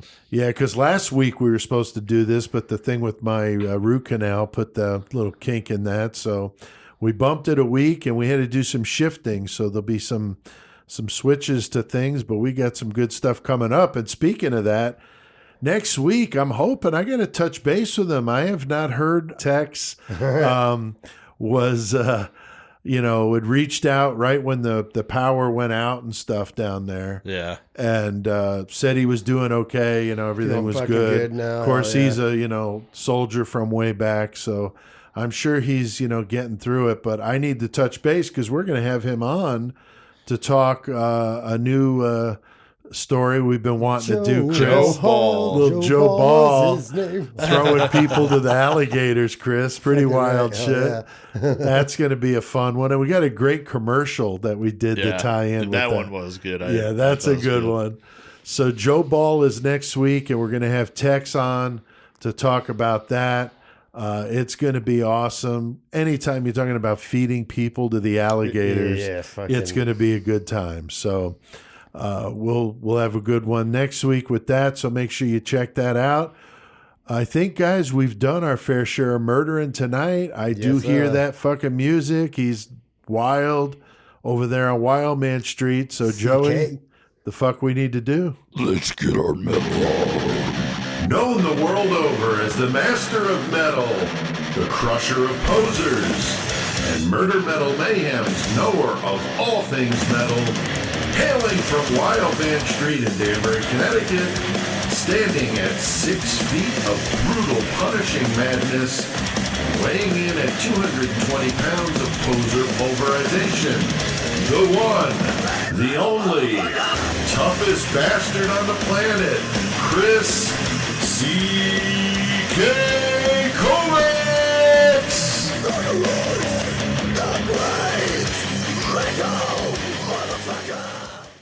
Fuck yeah. Got the great metal motherfucker. What's going on, CK? What's up? Not much. How you doing, bro? I'm hanging in there. Dealing with some medical issues, but I'm handling it and dealing. Yeah, you've been through a lot here through the COVID stuff, brother, and obviously you're always in our thoughts, and it's just amazing, man. You just don't give a fuck. Come on and do it. Here I'd go and get infection and root canal done, and I puss out and cancel the episode. But I found out I got to get a biopsy so they can do more genetic testing. So see how that goes. Oh, okay. I hope it comes out good for you then. See if it mutated or not, and if there's any they could dial it down and just dial it so they could give me medication that may just target the pinpoint the specific. Yeah, so we'll see what happens. All right. So you're turning into an X-Man. You said something about mutation. Turning into an X-Man, bro? X-Man. You're fucking awesome, dude. CK man. Wild man. Never saw one of those in my life. Well, CK, you are going on a sunny trip to Spain to do the next band feature tonight. I'm pretty psyched about this. I've been jamming the living shit out of it, and I know you have and some of our friends. But who are you doing tonight, man? It's a band that we discovered through another band through, I believe it was Skeleton Pit. It was. Spanish band I never heard of. They've been around since 2000. Angelus Apatrida. Yeah. From Albacete, Spain, if I'm pronouncing right. If I'm not, forgive me. Yeah, it's a small town, is what they say. So pretty small town in Spain. Again, they started in 2000. They recorded 2 demos. The first demo being called "Lost in the Realms of Origin." It's in Spanish. No, it's not in Spanish. It's a long word, and Origin and Demon. I look it up if you want to look it up. It's like I can't pronounce it. You find it. Hell yeah, dude. I can't pronounce it. That's all right. That came out in 2001, and that was from what I'm hearing, it was more of a power metal. Yeah, different singer, I think. Yeah. They followed that up in 2003 with Unknown Human Being, which was a change, which just the style they are now, which they added the thrash element to them. Right. Then with those demos, they started supporting other bands in Spain.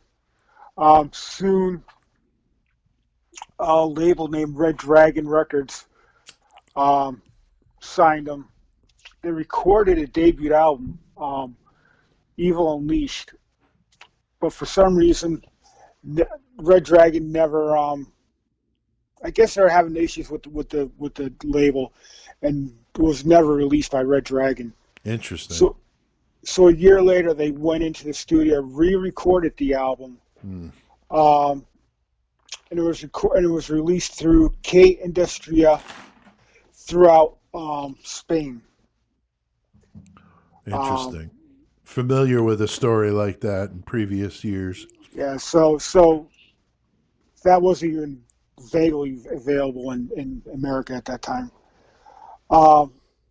Shortly went back in the studio and recorded Give 'Em War, which is their second album. And that caught the eye of Century Media, right? Who signed them in 2009 to a worldwide deal, which is funny because I never heard of these guys until literally, and they were on Century Media. But I think this is the first time they've marketed them in North America, is what Guillermo said. Yeah, they never really got marketed in North America, so it was kind of hard for us Americans to really hear them, I guess. Yeah, it might be a worldwide contract or whatever, but if you're not putting a name out, it's not helping, right? Yeah, it's not. Right. Yeah, it's not getting out the same impact that the others would for sure. But yeah, none of us had heard of them, and it was just so out of the blue. I went and checked it out. I thought it was somebody's name, with the Angelus. I thought it was like a solo, like a Yngwie Malmsteen type thing, and I was floored, man. But in 2009, they recorded the third album, which was called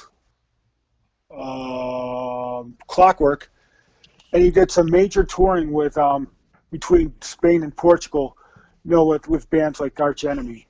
So they toured around their area. Right. I'm sure they were huge over there. Yeah. Shortly after that, in 2012, Century Meter re-released Evil Unleashed and Give More as a double CD set with bonus tracks, which you can get. It's hard to get, but it is available. I was able to get it, thank God. I bet you did. You got a special deal on anything anyway, dude. Like, yo, this CK, I need this album now. CK pricing. I wish. sir. We got it, sir. Just for you. We saved this back just for you. I wish. They released their fourth album, The Call, and that album expanded on thrash elements plus added a little bit of different elements to the music. It was kind of what they wanted to represent as a band. They wanted that album to represent them as a band, as far as what they are. They're a thrash band, but they didn't want to strictly be called a thrash band. They wanted a little variety, but that album is actually awesome. It's a really good album. Yeah, I really like that one. Again, it was popular in their hometown and country, Spain.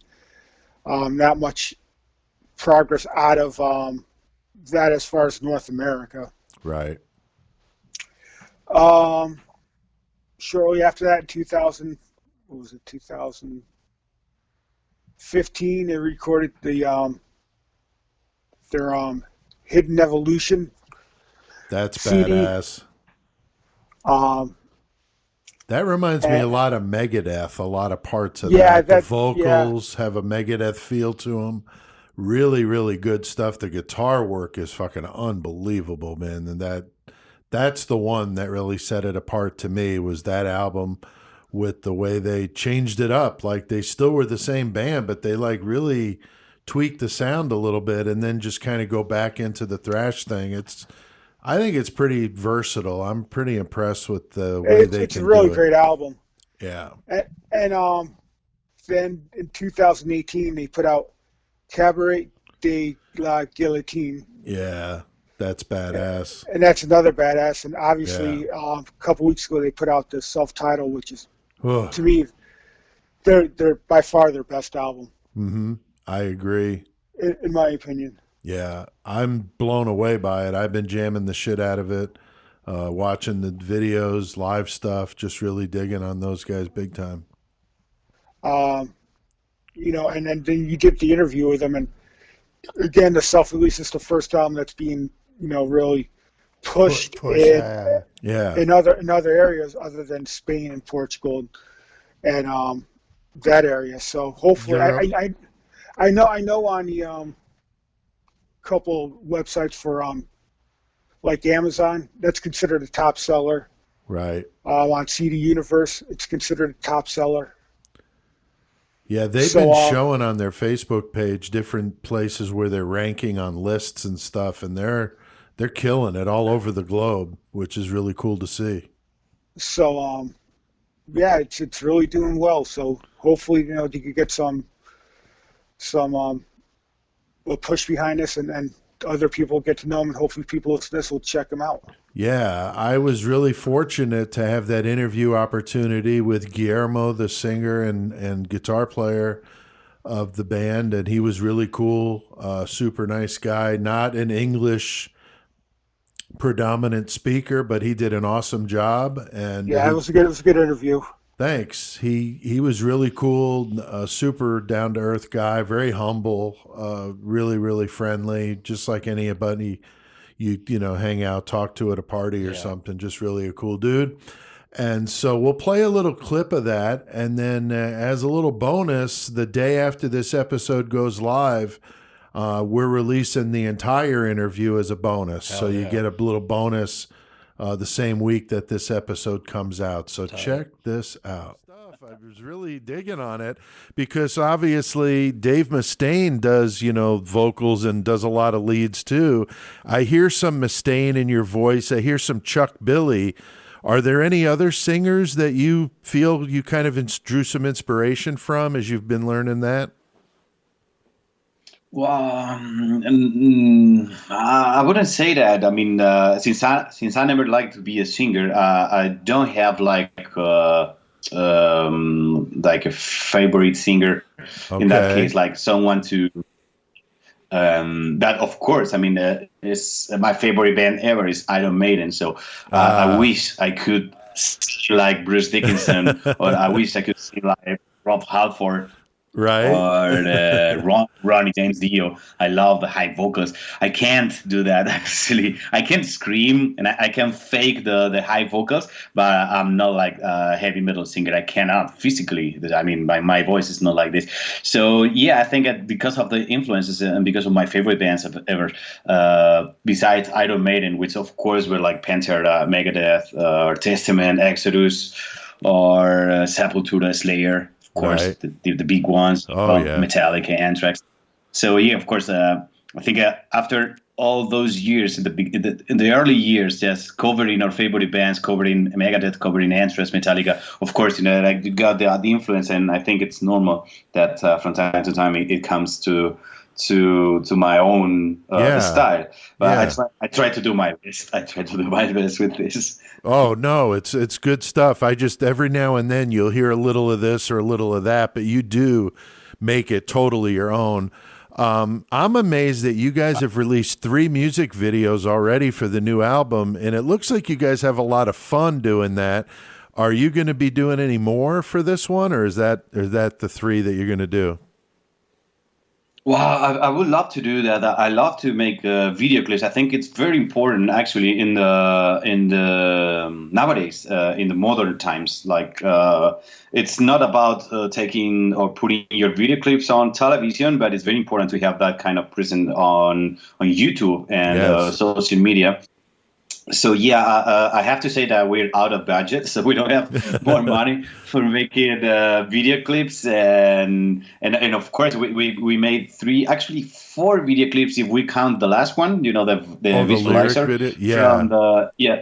The last one we released. So it could be like 4 videos. Yeah, it's a lot for this credit. Yeah, with let's say a small budget that we got formally for that. So actually, the director Fernando Morales made a great job with all the budget that we got. So yeah, hopefully we can get more money or whatever and record more videos. I think we will be able to record a new video because I love it, and I think it's very important nowadays, especially during this pandemic situation, these pandemic times, that there's no chance to go on tour for the moment. So it's pretty good for doing this. But if not, maybe we will try to do like live streaming, something like that, like trying to make more multimedia stuff for the upcoming weeks until the moment that we can go on tour again. Right.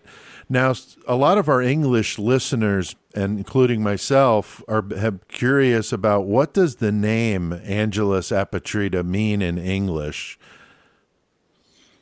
Or how do you translate that? Yeah, it could be translated into something like stateless angels, you know, like stateless, like homeless, like without country, without nationality, something like that. You know, because there's apatrida is the Latin word for non-patriotic, you know. Okay. So patria is actually in English you say patriotic, right? You know, when you're so yeah. So and in Spanish and Latin, apatrida it's like non-patriotic, so something like that, but not political, just like like a roaming guy, like a wanderer, something like that. I see. Like, okay. Without country, like stateless angels, homeless angels, something like this. Okay, I was just curious. It's just I have a friend of mine that's Puerto Rican, and I asked him because I didn't know what it meant. He said, "I've never seen that word before. It makes sense that it's Latin." That's what... No, but it's also Spanish. So yeah, and it's a word that in Latin America they use it a lot. Oh, okay. But yeah, I can imagine in Puerto Rico they got more like English or American influence, and maybe they're not more. They don't have a lot of Spanish words, or I don't know. Right. I've never been there, but yeah, maybe Yeah. It's not like in the rest of Latin America. Right. Now, what is it like having your brother, Jose, in the band as your bass player? And I told you I really love his bass tone on the new album. It makes the band sound so thick. But what is it like? I'm assuming you guys get along pretty well, but it's got to be interesting with your brother in the band. Yeah, well, it's one of the best things of this, really. It's like, I mean, I know my brother since forever, of course, because he's my older brother. And thanks to him, I'm into heavy metal. He was the guy who introduced me to heavy metal. Cool. Together with my other brother, Alberto. They both introduced me into heavy metal. Thanks to them, I listened to Iron Maiden for the first time when I was 8. And thanks to them, I played the guitar for the first time when I was 12. And I got my first guitar. So, yeah, I owe them a lot.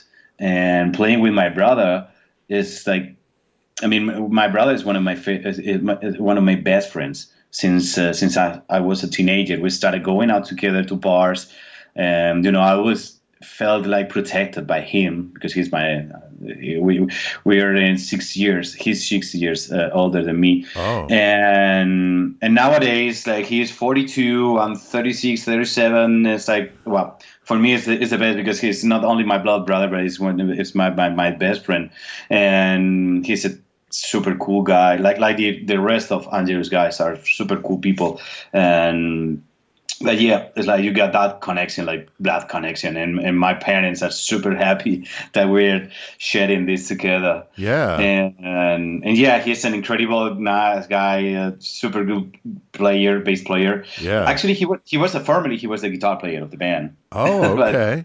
Yeah, but you know what happens when it's like, okay, we need a bass player. Yeah, exactly. It's like, okay, we need a bass player. So okay, I can try the bass. Right. That's how I got into playing bass. Is nobody wanted to play, so I was like, well, if I could play, I could pick the band I'm in.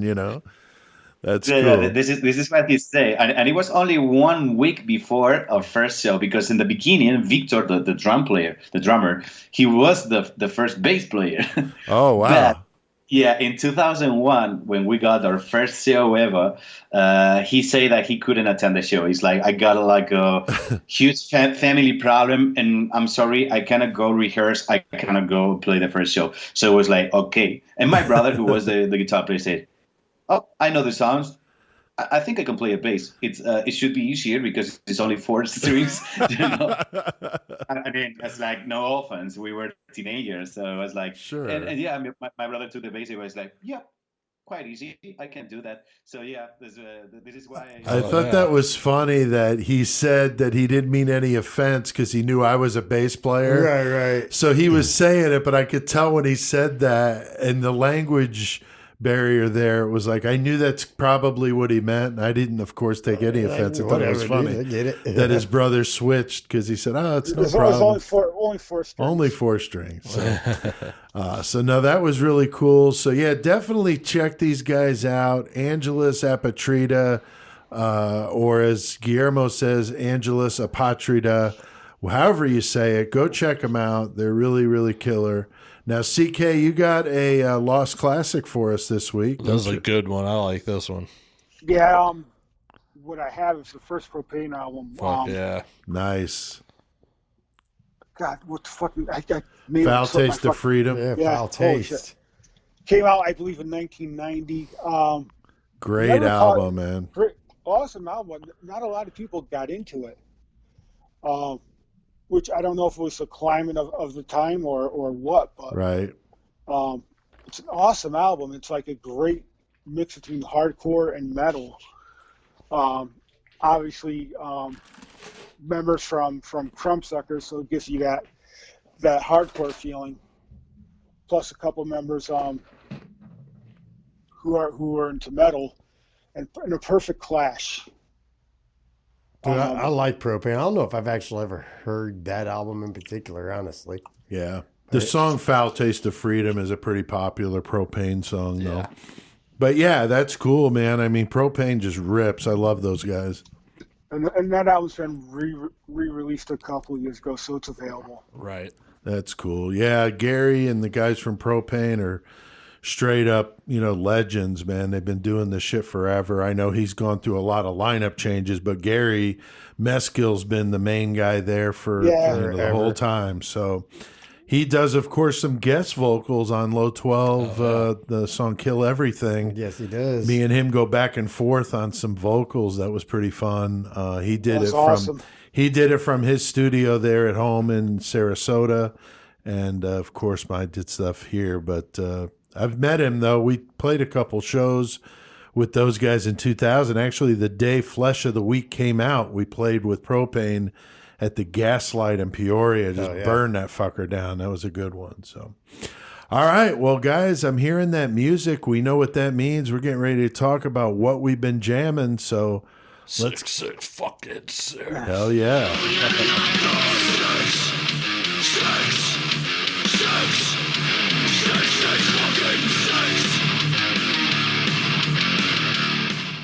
All right, man. 6 fucking 6. Mr. Chris Shawback. What you been jamming at the Shawback Nation, which is, can you find that on Google Maps? I wonder if you type in Shawback Nation. Oh, no, but I bet you we can make it a thing. Like, how like Wikipedia, you can go in on your shit and change it yourself. Right. Like, that's true. Whatever. Maybe. So at the Nation, what's been dominating the airwaves over there? I have been listening to Snot the past few days. I love that album. Fucking, what was it, 96, I think it was. Only album. Isn't that new metal? Yeah, it is. Go fuck off. I fucking love it. It's so, dude, that album's so groovy, dude. It's just like, it's not new metal like Limp Bizkit, which, don't get me wrong, there's some Limp Bizkit I listen to. But it's just like, it's the bass grooves in it and everything are just awesome. So Snot is such a good, that one album they ever put out. Fucking great album to me. That's cool. I think they only put out that one album. Because got killed in the crash. Yeah, Lynn died. Him and his dog Dobbs, they died in a car accident. Oh damn. So like, and it always fucking pissed me off too because like, I don't remember what year it was Ozfest, but they were playing the second stage, and at the first time, System of a Down was playing the main stage, so I watched System of a Down. There's a one chance I would have got to see Snot, and it always pissed me off. Like, why did I pick that band to watch? God damn it! Right. But I don't know that I don't know, just random stuff here and there. I came across this other band called fucking Hateful Murder. I can't remember where they're from, but they're pretty fucking heavy as shit. They got a female vocalist, whatever, but she's got some pretty decent like guttural vocals. Cool. Anything I've heard, no like clean vocals or anything like that. But I've been checking them out. They haven't been too bad. Fucking, that's cool. Other than that, just random shit here and there. I love the underground bands people don't know about, man. I think that's really cool. Joey, what about you, dude? I was listening to a lot of rap because I went over to... Yeah, I saw you did some Facebook Live rap stuff. I was over in Ohio, and I went to Detroit for my first time, so I was listening to a lot of fucking rap when I was headed over there, a lot of Bone Thugs. Hell yeah, bro. The Big D. Yeah, the Big D. I was also listening to CK's favorite album band, Annihilator. It's not that I hate them. Yeah. And it's funny because I was listening to Alice in Hell, and I'm like, I was thinking about, I was like, yeah, CK said he wasn't big on this album. And to be honest, I think the only reason I'm as big on that band as I am is because of their guitar riff specifically. Huh. Jeff Waters is a great guitarist. Yeah, I think as a guitarist, I think that's why I'm so into them, or I might not be as much. And then, of course, the new Goremonger album, I'm writing that, Disfiguring the Narrative, so that's been going around in the speakers a lot because that's just what I've been working on. And something cool to update on that is this Sunday I'm having, because I got quite a few guest people that are going to be on it. It's fallen together. It's been a slow process, of course, with COVID and everything else, people being able to record and stuff. Right. It was actually a little more difficult than I thought, but everything's fallen into place as I wanted it to for this album, which is cool because I've structured it like a certain way. But the Sunday, Vaughn Young, the vocalist for Lividity, also ex-Dead End, but he's coming out. Actually, they just released an album called Colossus. Like, that album's really fucking good, like a fucking super group. But he's coming out to Josh Ogden's studio out in Colfax. Oh, cool. And he's going to record the guest vocals for one of my songs on my new album, which is cool because I've known Vaughn for a long time. Yeah, he's a good dude. Yeah, and it's really cool just to have him willing to do that, and he's stoked to do it too. So that's awesome. That is really cool. Very cool. CK, what about you, man?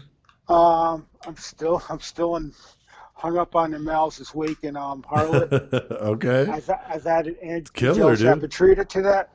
Little Todd Latour.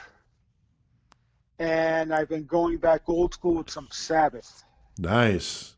Can't go wrong with Sabbath, dude. You know, I get Sabbath and Dio. Yeah, Sabbath, Bloody Sabbath, and fucking Sabotage are two I like to go back and jam. I've been listening a lot to the first 8 albums with Ozzy. They're fucking great. Classic. They are. I have gone back again and listened to fucking Vision of Disorder's Green album a few times again this week. That's a killer. I fucking love that shit. Nice, dude. Out of Long Island. I've been jamming, as I mentioned, the Angelus Apatrida, the new one, the self-titled. I can't tell you how much I like it. Yet? No, it is not shipped yet, according to Amazon. I'm still waiting. So, yes, I've been patiently waiting. Enforced, mentioned them last week, a band from Virginia I really like, kind of a hardcore metal, but more metal than hardcore crossover type band. New album coming out in March, I believe. Yes, on Century Media. So those guys I really dig. And then Surgical Strike, I love those guys. They've only got a couple albums, but it's an EP and in one full length. Yeah. It's good stuff, though. I really dig those guys. So I did that interview with them where I interviewed bassist Florian and singer Stepsel. And we're going to post a piece of that interview here coming up in an episode where you're going to do a feature on them, CK. So that'll be cool. Yes, I am. And we'll release the full interview after that episode comes out, just like we're doing this week with the Guillermo interview. So very, very cool stuff. CK, earlier your CCK over here tried to fucking he straight attacked Cashman, bro. What are you guys doing? We were just sitting here talking about something. It was kind of goofy. Yeah. And all of a sudden, CCK just like tipped over and like came at Joey. Yeah, dude, it was fucked up. It was nuts, man. It was the weirdest thing. I felt like he was telling us to get down to business because we were talking too much. Maybe we were bullshitting too much. He's like, come on, motherfucker. It was crazy. Shut the fuck up. Let's get it going, dude. It was crazy, man. Now, CK, what do you guys think about this whole thing with Iron Maiden and the Rock and Roll Hall of Fame? That they're catching all this shit, and I don't know, man. It's my opinion is the Rock and Roll Hall of Fame is a joke. I mean, look how long it took Black Sabbath to get in there. Right. Not only that, look how many just rock bands are in there that are popular. Boston, Foreigner. Just to name a few, Deep Purple, right? Jethro Tull, but you have Madonna's in there, right? And all these rap people, it's all put on by Rolling Stone anyway. Yeah, right. So Rolling Stone was never a fan of metal. This is what's popular. It's not even just what's popular. I mean, the bands he's mentioned, Foreigner, Boston. Yeah. I mean, Jesus Christ. Yeah. Those are pretty iconic rock bands. I'm saying what they put in is they're just doing what was popular. Because but you're right. They are iconic rock bands. They're fucking. So you're right. But you're CK said, it's more of a snub to the metal genre than anything. Yeah. I mean, that's what it really is. Because it makes no sense. But even Priest that's ridiculous because you're eligible 30 years after your first release. So, Thin Lizzy was on the ballot last year, didn't get in. Yeah. I remember the moment I stopped caring about that.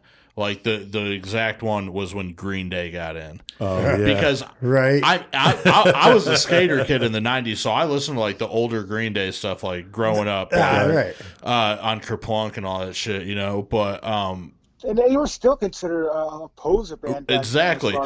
But when they got fucking put into the Rock and Roll Hall, I was like, you play 4 power chords over and over, and you fucking get... That's bullshit. Yeah, I've been to the Rock and Roll Hall of Fame. Yeah. Jenny and I went. She'd been there before. Her brother lives in Cleveland now. And we went, and I thought it was really cool. It wasn't that bad. I'm sure it's interesting as shit. I'm just saying that I was there, and I was impressed, but I was obviously annoyed that there was no metal there. I mean, I found Sabbath, and there's a room where all of everybody that's ever been on there. I saw Sabbath and Metallica. And that's it. Yeah. I think.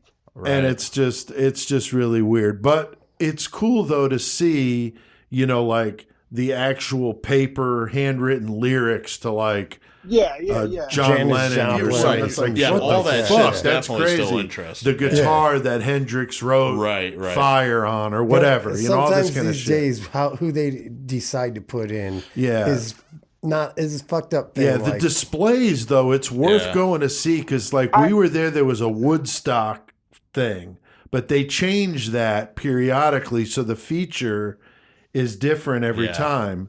But when we were there, it was Woodstock. Oh, hell yeah. Yeah, it's cool. Yeah, I will definitely go one. It was like $25. Right. And I mean, you could walk around there all day if you wanted to. But who they induct and all that. That part of it I think is ridiculous. There's a thing where you could put in like your ballot or whatever. Yeah. You do it like online. That's like 1%. Right. Of course. Of 1%. Yeah, I put G Money on there. I did. You know as a goof and took a picture of it. You know what's classic though? If you kind of look at it this way though, so you have a band that's fucking worldwide as huge as Slayer that's influenced millions of people, like literally millions of people. Not going to be in the Rock and Roll Hall of Fame. Never. But that's the whole thing with metal is it was always an outcast thing. It was supposed to be something away from the mainstream. Yeah, so, there should be a metal fucking Hall of Fame. You know? Exactly. That'd be cool. It astounds me that Deep Purple's not in there. Yeah, that's crazy. Yeah, that really is. You got Zeppelin. Obviously, Zeppelin made it on the first ballot, but that's no Zeppelin. Yeah, and it took Sabbath like 30 years. Forever. Yeah. You know, so I just thought I'd bring it up since I'd seen it in the news about Maiden. It's a good discussion, really. Yeah, for real it is. So I don't think Maiden. I mean, if they get in, I'm sure they're going to be, excited. But if they don't, I don't think it's not. No, it ain't going to hurt them at all, dude. Like, no. I mean, in the scheme of things, they deserve it, as do a bunch of other bands. But does Iron Maiden deserve it? Yes, they do. So I would push for that. They're probably getting more press with this than they would be if they'd have just let him in and that'd have been an end of it. Right. You're probably right. I mean, who would have really cared? Because I'm certainly not going to judge a band by whether or not they're in the Rock and Roll Hall of Fame. Right. But as a place to go see if you're ever in Cleveland, it's in a nice part of town. Yeah. The parking was good. Like I said, very affordable. They have a little gift shop there, of course. They have a room where you could play instruments like in a band, like a drum set, a bass rig, and a guitar rig, and mics. And people were in there just jamming. And then they had a room where you could plug in a guitar into like different amps, and you could play with with the volumes a little bit.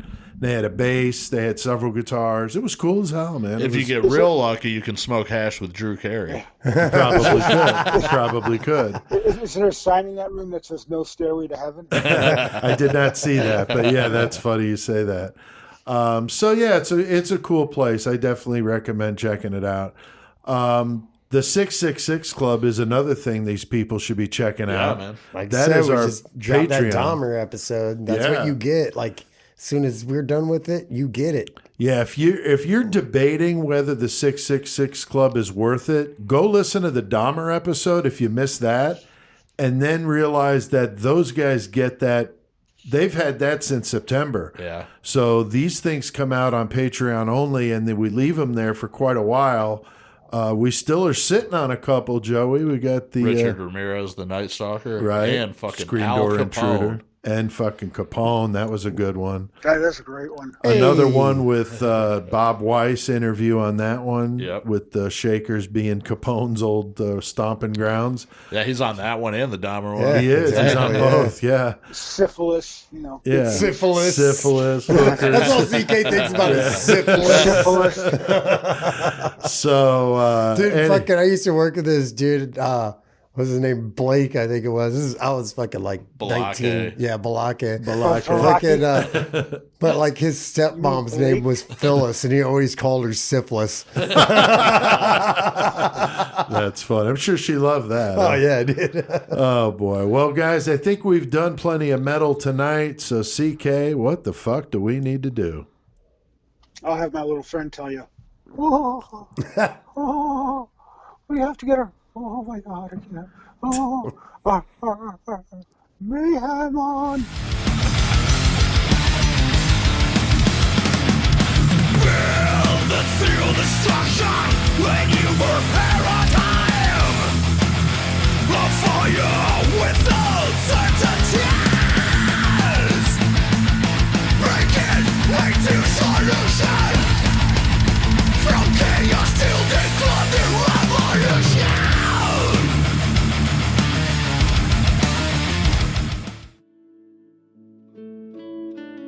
Is being cooped up at home with all the COVID restrictions got you down? Are you sick and tired of your family and feel like you're about to snap?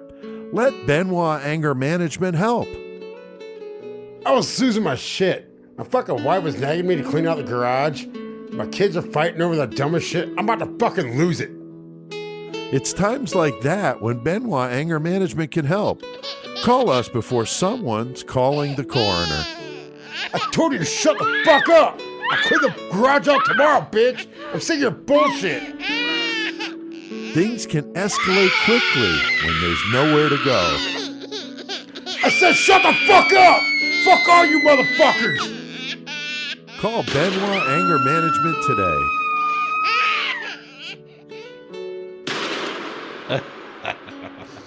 I feel bad, but at the same time, I don't. What the fuck? Oh my God. Oh, dude. God damn. That was our brand new Benoit Anger Management commercial with me and your brother Michael. Hell yeah, Chris. thanks, Michael. Fuck yeah. Yeah, that's good stuff. And before that, man, Angelus Apatrida with the song fucking Indoctrinate. So badass. Definitely dig those guys. So, all right. We are in Mayhem. And of course, Mayhem is sometimes a place where some tall tales are told. And Joey, you said you had a little bit of a Mayhem story for us. Though. Yeah. This is a pretty funny one. This one's music related. Whenever I was saying that I was listening to some rap and shit whenever I was on my journey 5 hours by myself. So this artist I listened to called Mars came on, and I thought about this, and it was really fucking kind of funny. But so back in my early days of Goremonger, I'm trying to think of when this was. This was probably like 2010. So a while ago, 11 years, you know. Right. And I was really into trying to mix my music with all different kinds of shit, especially back then. Different genres and shit. Yeah, like and that, I had just moved from outside Dallas too. So down in Dallas, I had a really big hip hop influence while I was down there too.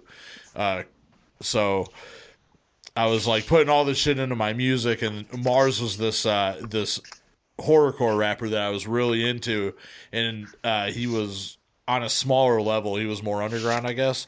And this is whenever I was first like really getting into the internet, right after MySpace days, and like connecting with people, you know. Right. So I, tried to get a hold of this dude, and I want to hit him up, and I'm like, man, I want him to do a hook for one of my songs, like a chorus for it, I was like, that would be fucking cool. Right. Plus, doing the cross promotion with my genre and his genre and stuff. So sure. That was my whole idea and stuff.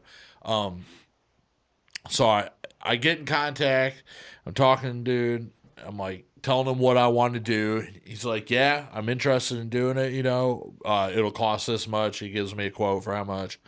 He's like, yeah, man, if you want to, we can get it going. I'm going out on tour, but if you want to send me the money, then that'll be the first thing I do whenever I come back. It's not a real long one, you know? Right. And I was like, oh, yeah, that's cool, man. And I'm stoked, you know? I'm like, oh, fuck yeah, this is working out. And I'm like thinking about the song I'm going to write, get him on it, you know? And you know, like I said, this is a little bit earlier, so this is like going over the course of a couple days that we're having these conversations. Yeah, it isn't like you're texting immediately and shit like that. So I'm getting excited about it. You know what I'm saying? The guy that I listen to, he's from San Francisco, you know, fucking get down on one of my things and make it a little different. So I started talking to him, and then I'm like, man, yeah, I really liked, you know, this song that you did. You didn't send him money, did you? No. But I'm like, yeah, I really like this song that you did or whatnot, you know, and he hit me back and he was like, that ain't my song. Oh, no. And I'm like, oh, no. I'm like, man, you sure it ain't from this album right here? And I like downloaded the link to the album, you know, and I never heard from him again. And it was because the Mars that I was talking about was a totally different Mars. There's another rapper from Chicago, and that's who I was talking to. So I'm like hitting him up, like all stoked to have him on my shit, and then it wasn't even the same guy. Oh my God. Totally understandable, Right. That's fucked up, though. Talking That's to the funny. wrong asshole. Yeah, so That's that a whole good- conversation was done there and never heard from anything that's again. But funny. I felt so funny. fucking That's awesome. stupid, though. Oh, That's man, not even bro. my song. Dude, I was hyping this dude for like 2 days, telling him I liked his shit, and it wasn't even him. Right, that's fucked up. Wow, I Young, bet dumb, he and felt like full-cum. I bet he felt like a fucking idiot Oh, too. God. Yeah, that's no, a good for one. sure. That's a good one. Now I released episode 4 of Voice of Dread podcast last week. Had Brad Tucker on. Fuck yeah. The amazing Brad Tucker, guest co-host, and we talked about his voiceover business, the Fright Fights podcast that he does now, and of course our work together on the 666 Express. Fuck yeah, dude. He does great to that narration. That was awesome. Yeah, he did an amazing job. And so we got a 9-minute clip of that little piece of me talking with Brad from The Voice of Dread. And if you dig it, then go listen to the episode at voiceofdread.com. I heard there's fucking rumors stirring in the air that there might be a little bit of kind of a sequel or something. There very good possibility of that. That's Yes. fucking Of fun. the 666 Express. Yeah, there is. And it's funny because you think, how do you do a sequel when everybody dies? But, Yeah. you know, South Park did it with Kenny, Oh, so yeah. we Right, could do Kenny it. dies over and every over. episode, bro. We just keep dying in every one. So there is a sequel that I'm actually getting ready to start doing some things with here before too long. So, all right, well, check out this clip from Voice of 666 Express. You know, I originally wrote it as kind of almost a goof. I didn't really intend for it to be part of the next Creation of Chaos book, but my wife, who's my editor, read it and said, you know, this is really good. And I thought, really? I thought it's kind of almost silly. But, you know, what I did was I took the co-hosts of mine for Murder Metal Mayhem and I put us all in a story. And, you know, when we were talking about it, we were like, you know, this is really fun. Maybe we could do an audio version of it, because I've done a couple of my stories, audio versions of those before. So I thought, well, that would be kind of fun. And then I thought, well, maybe we could do the dialogue, you know, in each of our characters. But then the subject came up of, all right, well, if you're going to read your parts, then who's going to narrate it? And I thought, ooh, that's an interesting question. And you were the first person I thought of, because I do really think you have a fantastic voice. And I knew from the way you did Man with Spots, you know, back on the Black Crypt podcast, I knew you would knock it out of the park. And so, you know, it's funny how, you know, things kind of come back into, you know, you person you meet in one place, you wind up running into them again. And it is, you know, a fun project that you were involved with. But you read the story, and then what did you think when you read it? I mean, did you kind of see what it wound up becoming, or did it surprise you a little bit? Well, there were definitely elements of surprise in it. You know, when I heard the 666 Express, I envisioned a story in which these people get on this train and something hellish happens, or there's some sort of a hellscape. You know, but I really enjoyed the ending of it, and I enjoyed what it became.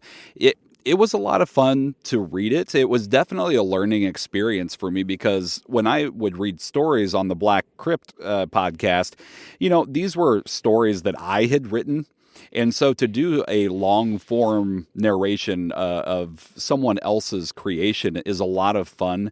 And it was, it was hard to envision, because you have to kind of put yourself in the author's shoes when you're reading that to know what type of inflection they're looking for during a certain part. And you just kind of have to use your own judgment call on some of that. But I really did enjoy it. I thought that it was a good, well thought out story. And you could tell, though, that you said you started it kind of as a goof. You could tell that you had fun writing it just from the dialogue and everything. Right. So it was a blast. That's cool. Yeah. I mean, I wanted the setup of the story to be kind of almost fun, kind of different from what I would typically write about. But then once that train door shuts and that ride actually begins, that's when the tables turn and it gets a little hairy. And then I had the idea to put the sound effects and stuff on, but what I was concerned with, and this was even before I thought of involving you, I thought I would be doing the voice narration part, is I didn't want it to be a distraction from the speaking part, obviously, and people wouldn't pay attention. So when I started doing it in the, you know, software, as the story builds and I start bringing in the heartbeat and the train sounds and some of the other noises that I got going on, it sounded so cool with your voice with that going on. I was like, it's not distracting. It's actually almost like entrancing. It's kind of cool, you know, and it certainly brings on the emotion that I was shooting for, which is tension, you know, dread, this awful, you know, ominous kind of thing going on. And I think it worked. I mean, I didn't think it was a distraction at all. I mean, I don't know if that's typical with short story readings or things like that you've done where they do a lot with sound effects. I'm not sure. Is that a thing? You were right in the beginning, because there's definitely a mood shift when the doors of that train close and the ride actually starts. There's a big mood shift there from the first part of the story till the end, and I think that you nailed it. I was actually just blown away by the end product, with you having added the music and the sound effects, and then actually being able to hear the because when I originally read the scripts, I read the dialogue for everybody. Dude, that was so funny hearing you read some of those parts, because you've got this serious voice and some of the dialogue was kind of goofy, and so it was funny to hear you in your voice reading those parts. But yeah, that was great. But yeah, overall the project was a lot of fun, and I enjoy doing it. Long form narration is actually not my strongest point, but I enjoy doing it, and especially if it's an interesting or fun story, or of course a horror story that I enjoy the most. So yeah, and the music, the band in Malice's Wake from Australia, they were kind enough to let us use their music, and they're actually fans of my writing as well, so that was even cooler to involve them in it. And so it was just a project of it was so awesome, because it was different friends of mine that I have from different walks of life that all came together for this one project. And I just thought it was so cool the way it turned out. It came out better than I expected, because you did all the talking parts, but then we all came in later and did our parts on our own, and then I swapped them out. So you hear, you know, you're doing the narration, and then you hear my voice in the dialogue, and Chris and the other guys. And so it really came off pretty well. I didn't know how that would sound. I didn't know if it would be too weird or the quality of the audio would be off. But really, I thought it was about as seamless as it could get. I mean, even if we did it like a table read, I don't know if it would have come out as good as that. I totally agree. I think that it helped me out a lot being able to do the narration on my own time instead of a table read, for the most part, just because if I flub a line or if I mess something up, I can go back and I can re-record that part, and that way the end product that I deliver is perfect. But man, I tell you what, I don't envy you doing the editing on that project, but you killed it. Thanks. And In Malice's Wake absolutely just destroys too. Those guys shred, man. That was awesome. Yeah, those guys are really awesome. And I mean, if you're going to have a story called the 666 Express, having some good metal in the background and at the beginning and end, and then at the end of that, we talk about the process as a podcast, and discussed how we all did it, and then play a couple of In Malice's Wake songs. And of course, I had to have it end at 66 minutes and 6 seconds. So which turned out perfect. Yeah, it really did. It was a lot of it wasn't a lot of work to make it happen, because I had done that with a low 12 DVD once that was like 60 something minutes long, and I was like, God, that's like too cool. So I wound up editing it down and making it work. So that's what gave me the idea, and it was just too easy to do with 666 Express. So I'll link to that in the episode description. If you guys are hearing this and going, what is this 666 Express? You got to give this a listen. You've got 66 minutes and 6 seconds you can spare, I'm sure. So I've spent 66 minutes and 6 seconds on far worse things in my life. That's true. Yeah, same here. Same here. Tiger King, I think, would be easily followed that category. And that's way more than 66 minutes and 6 seconds. It is. Yeah. Unfortunately, it was. Yeah. Now, each of us on Murder Metal Mayhem really liked the way that turned out too, as well. Now, everybody that I've had listen to that always compliments your voice work, and I know that you recently completed a course for that. Can you give us some idea what was involved there? Yeah. Well, like I said before, I spent what would have been half of my college career as a radio, television, communications major, and since junior high, what I wanted to do was be on the radio. I would, listen to those morning radio shows, the shock jocks or whatever it is, and be like, that right there is what I want to do with my life. But I ended up not going that route, obviously, and so finally, at this point in my life, I'm a little bit older. There you go, a little Voice of Dread. Go check that out. Brad's fucking badass. Yeah, dude. Brad's amazing. All right, well, guys, we got a killer cage match to get to tonight. Got this thing we do. We take a list of 70 killers that we came up with, 70 objects for them to fight with, a list of 15 variables, and we have our listeners. I don't know what the hell's going on over there, CK. You shaking up an your awful lot bat. of fucking noise over there.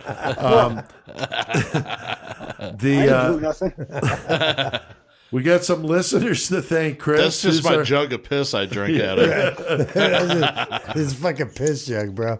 It's the way of the road. We got some listeners to thank. Yeah, we do. We got Samantha Reinhardt, we got Jim Bethel, and we got Connor Sims. And once again, we appreciate you guys listening. And I know Sam's out there slapping the bass. That's right. That's right. Tonight, we got a good matchup. Joey, who do we got going at it in the cage? Jesse Pomeroy and Henry Lee Lucas. God damn it. Got a kid and a fucking dude that's as big as a kid fighting together. Got the little fucking 15-year-old fucking serial killer, Jesse Pomeroy, or however old he, 13, from the 1800s. Yeah. And Henry Lee Lucas, little sawed-off fucking toothless motherfucker. This is a bad fight. It's going to be brutal. CK, they got a couple of good objects. Yeah, they're going to be fighting with a leather belt and a double-headed dildo. I feel like that's just too perfect for this one. Yeah. No, a belt and a dildo. No, and the variable is going to be a homeless man on Angel Dust. Nice. Wow. It's a good one. That sounds like part of Shawback Nation. Nation! A homeless man on Angel Dust. Bill and Ted Go to Hell, like Station. Now it's like Nation instead of Station. Yeah. So, Chris, what do you think of this one, man? Man, this is... All right. Palmer is a vicious little ass motherfucking kid. Right. Luke is just like gonna do much. He ain't coming toward Pomeroy. Pomeroy is just gonna take him down. So I feel like Pomeroy is gonna grab the leather belt and choke him out. Grab the fucking dildo, and Lucas is just gonna be like, "Thank you." It might be his like fantasy to get tied up in the dildo fucking action, you know. And the homeless dude on fucking Angel Dust, he's probably going to be sitting in the corner jerking it off, looking at it like, yeah, go, yeah. Now, Joey, I'm not real familiar with the effects of angel dust, and I'm not saying that you do. I'm just saying, can you even venture a guess at what a homeless man on angel dust would be doing? I mean, doesn't that get you hyped up? Yeah, but the homeless man, I don't know what he would be doing. I feel like Henry Lee's going to hook up with the homeless man. Oh, right. They're going to be hanging out like an honest. And Pomeroy's just going to go find exactly a little... like that. Yeah, and Jesse Pomeroy is going to stand zero chance of not having every orifice pummeled viciously. I don't know though. Chris brings up a point. I think Pomeroy could physically take him. And he's got the youth. But I don't think he could take both of them with the homeless guy and Angel Dust. Henry Lee's got the Pall Malls going on. Oh, yeah. He's got that strawberry shake. I got Pall Malls.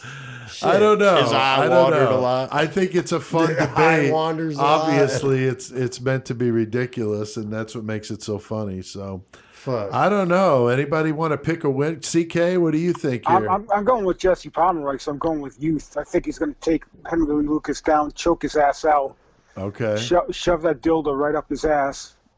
Then he's going to go to the homeless man on Angel Dust and just kick the shit out of him. All right. So I think he's got the youth on his side. All right. So you're going with Pomeroy, Chris? I'm going with Pomeroy. What about you, Chris? Picking a winner on this one? I'm going with the homeless angel. The homeless man. I'm going with the homeless angel. Honestly, if I think about it. The homeless angel. Okay, Joey. I'm going with Henry Lee and the homeless guy on PCP. They teaming up. Damn. Right. They're tearing Pomeroy ass to fucking mouth with the dildo. I don't know. I'm going with Pomeroy. Double-headed, and those motherfuckers can get pretty long. So it's probably literally going from ass to mouth. Right. Like they probably stick one end in his ass, whip it around, stick the other end in his mouth. And making a full donut out of this bitch. Be like a human centipede action here. All right. Well, sounds like an interesting one. I'm going to go with Pomeroy as well. So I think we've done plenty of mayhem tonight, guys. So yeah, it's fun. Hit that fucking outro. Hell yeah.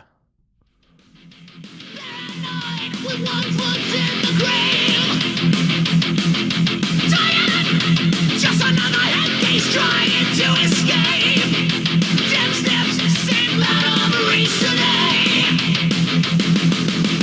You're a mirror on the road to me.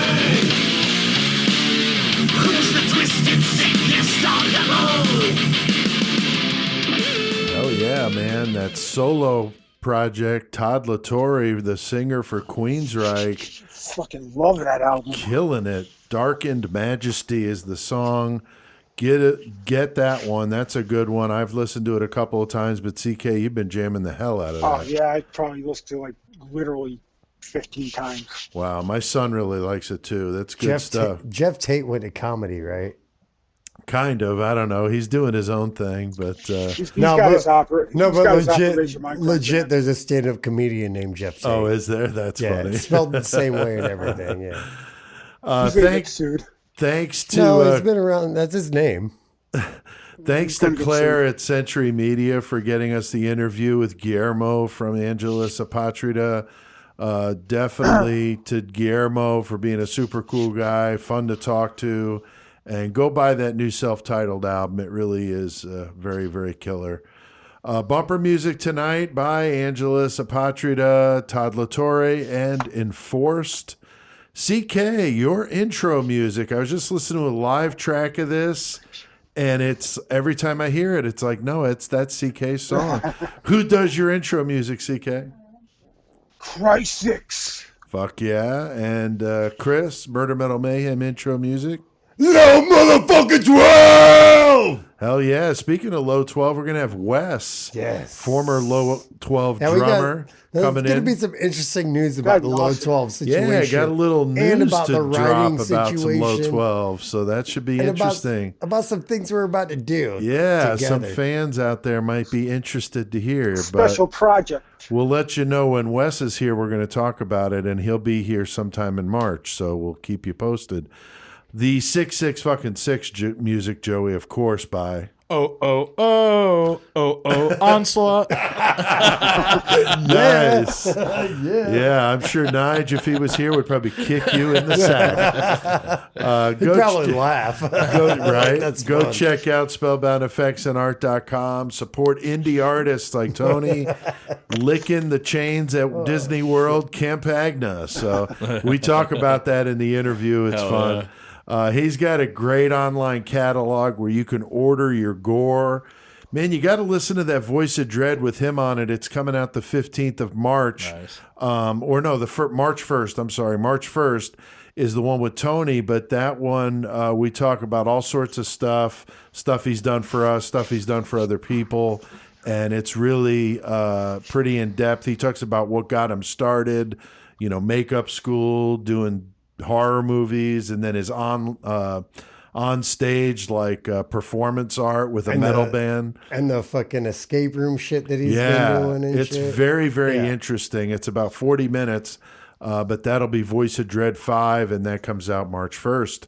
Also, check out Stuck Up Sticker Company at areyoustuckup.com. Let Ian hook you up with some stickers, banners, whatever you need. The banners are fucking tight, dude. The banners are great. I'm putting some of those stickers on my cane. There you go. I'm gonna fucking metal it up. Nice. Hey, did you get that sword cane yet? No, not yet. You weak ass. No, for real though. That's cool, man. Thanks to all of you guys out there listening. We keep seeing the numbers rolling in. We talked about Germany, number 2 country listening. That's awesome. Columbus, Ohio, number 2 cities. Fuck Columbus. No, Chicago really, still though. number 1. Danbury, number 4. Yeah, Danbury, Manhattan on the list, CK. That's pretty awesome, man. That's awesome. Pretty cool. So, yeah, definitely. Got some good listener comments here, Chris. Give us one, buddy. Oh, number 1 we got right here. His name is Rick Sandberg. Hi, Rick. How's it going? This is my new favorite podcast. Right?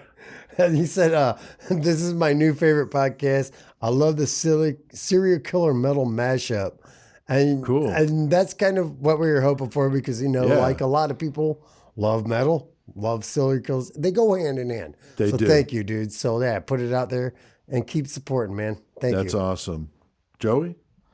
Sadie Bubbles commented, I'm a new listener in El Paso, and this podcast crushes. And El Paso is only like half hour from here, so we appreciate That's it. what I'm saying, bro. I'm sure it's El Paso, Texas. She didn't say which El Paso, but I thought the same thing. I'm like, well, shit, that could be a 30-minute drive or a 3-day fucking drive. But usually people from our El Paso probably don't even they'll just claim be like, hey, that shit. They're like, I'm from over here. North Bloomington. Yeah, but anyway, no, thank you, Sadie, for listening. Yeah, thank you, Sadie. Check them all out. Yeah. Go back to the old ones. Yeah. I was talking to Stephanie from Toledo, Ohio, and she was talking about because we pulled the Kendall Francois, we backed it up, because it was originally supposed to be out, last week. So she was like, "Oh, now I don't got one to listen to." I'm like, "Have you listened to all of them, every single episode?" She was like, "I don't think everyone." I was like, "Good, go find one you haven't heard, and listen to it, and there's a new one for you." Sure, there you go. So yes, all y'all go listen to the old ones and the new ones. Yeah, that's a good idea. It progresses like it's better than it was when we started. I promise. That's for sure. I know. The first couple when I did them, I was cringing. Yeah, that's how it is, though. CK, what's the third one there, buddy? Third one is Angel of Death 666. Nice. Said CK, love your shit, bro. Thanks, man. I appreciate it. Bring out more death metal. I will bring out more death metal. Yeah, love the death metal. Try to mix it up a bit. Yep. Try to give a good variety. Definitely be having some more death metal conversation. Just don't worry about We're that. finding all kinds of new thrash stuff, so we got thrash Yeah. heavy for a while. Hell but yeah. It comes and goes. I like the That's way you right. say that. Got thrash envy for a minute, dude. Like this is new thrash that's jamming, dude. It's Fuck a yeah. cycle. Yeah. And then the last one, Ben Dover, I like that one, commented, This is listener. Beavis and Butt. Oh wait, hold on. Shh. Never mind. We are Beavis and Butthead of podcast. That's right. That's right. All right. Yeah. All right. That makes sense. Listener from St. Augustine, Florida, and I dig what I hear so far. So thanks, Ben. That's cool of you to say, and yeah. appreciate all our Floridian listeners. Tony Campagna down there in South Florida. We got plenty of them down there. They usually show up in that top 10 periodically. So Go it's listen to awesome. that Gainesville Ripper episode. Oh, hell yeah. Don't forget to check out murdermetalmayhem.com to listen to the past episodes. Like us on Facebook, follow us on Twitter, and subscribe to our YouTube channel. Check out the show on Amazon Music, Spotify, Stitcher, CastBox, iTunes, and more. Leave us comments wherever you listen and give us a rating. It definitely helps people find out about the show. We've been talking about it, guys. The 666 Club, patreon.com/murdermetalmayhem. Get it in. Like y'all just heard what Can't we beat did it. Dahmer episode, and we got, like I said, we got Al Capone, and we got Ramirez. sitting there. Right. And plenty of interviews, get 'em full lots of interviews. There's a interviews. lot of Yeah, content it there. isn't just like $3 our a Joe month. Manson's the whole time. If I Like, wasn't we talk to people. if I wasn't a member of if I wasn't doing the show myself, I'd be a member. Yeah. Right. Yeah. But So I'm $3. on the show, so I get shit for free. So That's I'm not right. paying for it. That's right. So scroll down in the episode description with links to all this stuff. You can also go to PeteAlteria.com if you want to pick up one of my books. Check out my new podcast at voiceofdread.com if you like horror and that sort of thing. Horror type novels. Horror type novels. And I'll let you guys know that we did a little inventory on our merchandise today, and the the fucking activity book, which we're talking about ordering more, but as of right now, we only have one of those left. And the old school koozie with just Pete and Chris's faces. So I There's mean, one left. there's only one left of Yeah. those, and the probability is we would upgrade. We would change Upgrade, it. yeah, right for definitely. all of us. Right, right. So for that one, if you want that piece of Yeah. classic Murder Metal Man history, hit us up. 'cause That's there's right. one. Yeah, because there's only a couple This left. is and they're history, gone. bro. Yeah. This is So history. that shit's gonna show up in a locker somewhere, a storage locker. Someone's gonna buy it. Right. It's gonna be worth like $600. Well, we yeah. can't let him go without hearing a karaoke song. It's pretty ridiculous. This is one I've always wanted to destroy. So crank it the fuck up. And until next time, keep one foot in the gutter. And keep your victims' bodies in your whole family's face. Bye.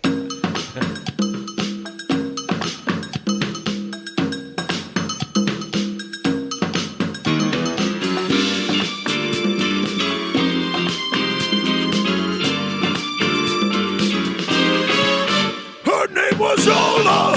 She was a showgirl with yellow feathers in her hair, and her dress cut down to there. She would merengue and do the cha-cha.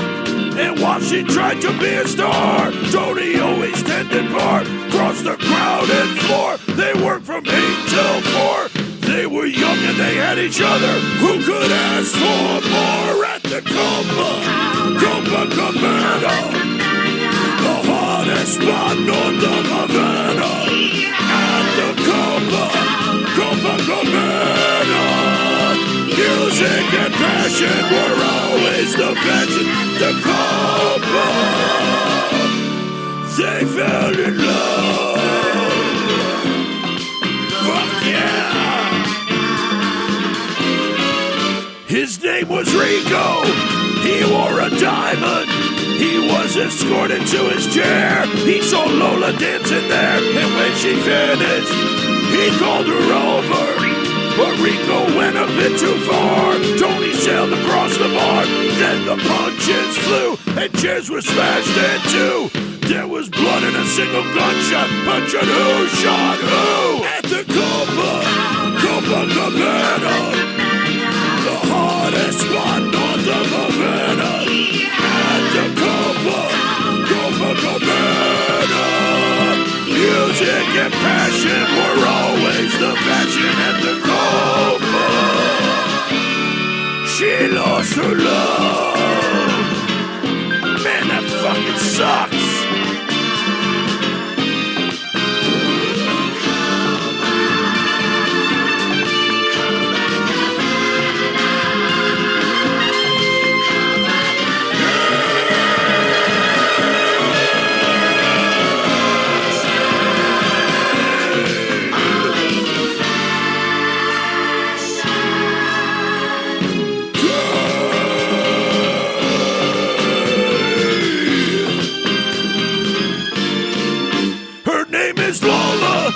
She was a showgirl, but that was 30 years ago when they used to have a show. Now it's a disco, but not for Lola.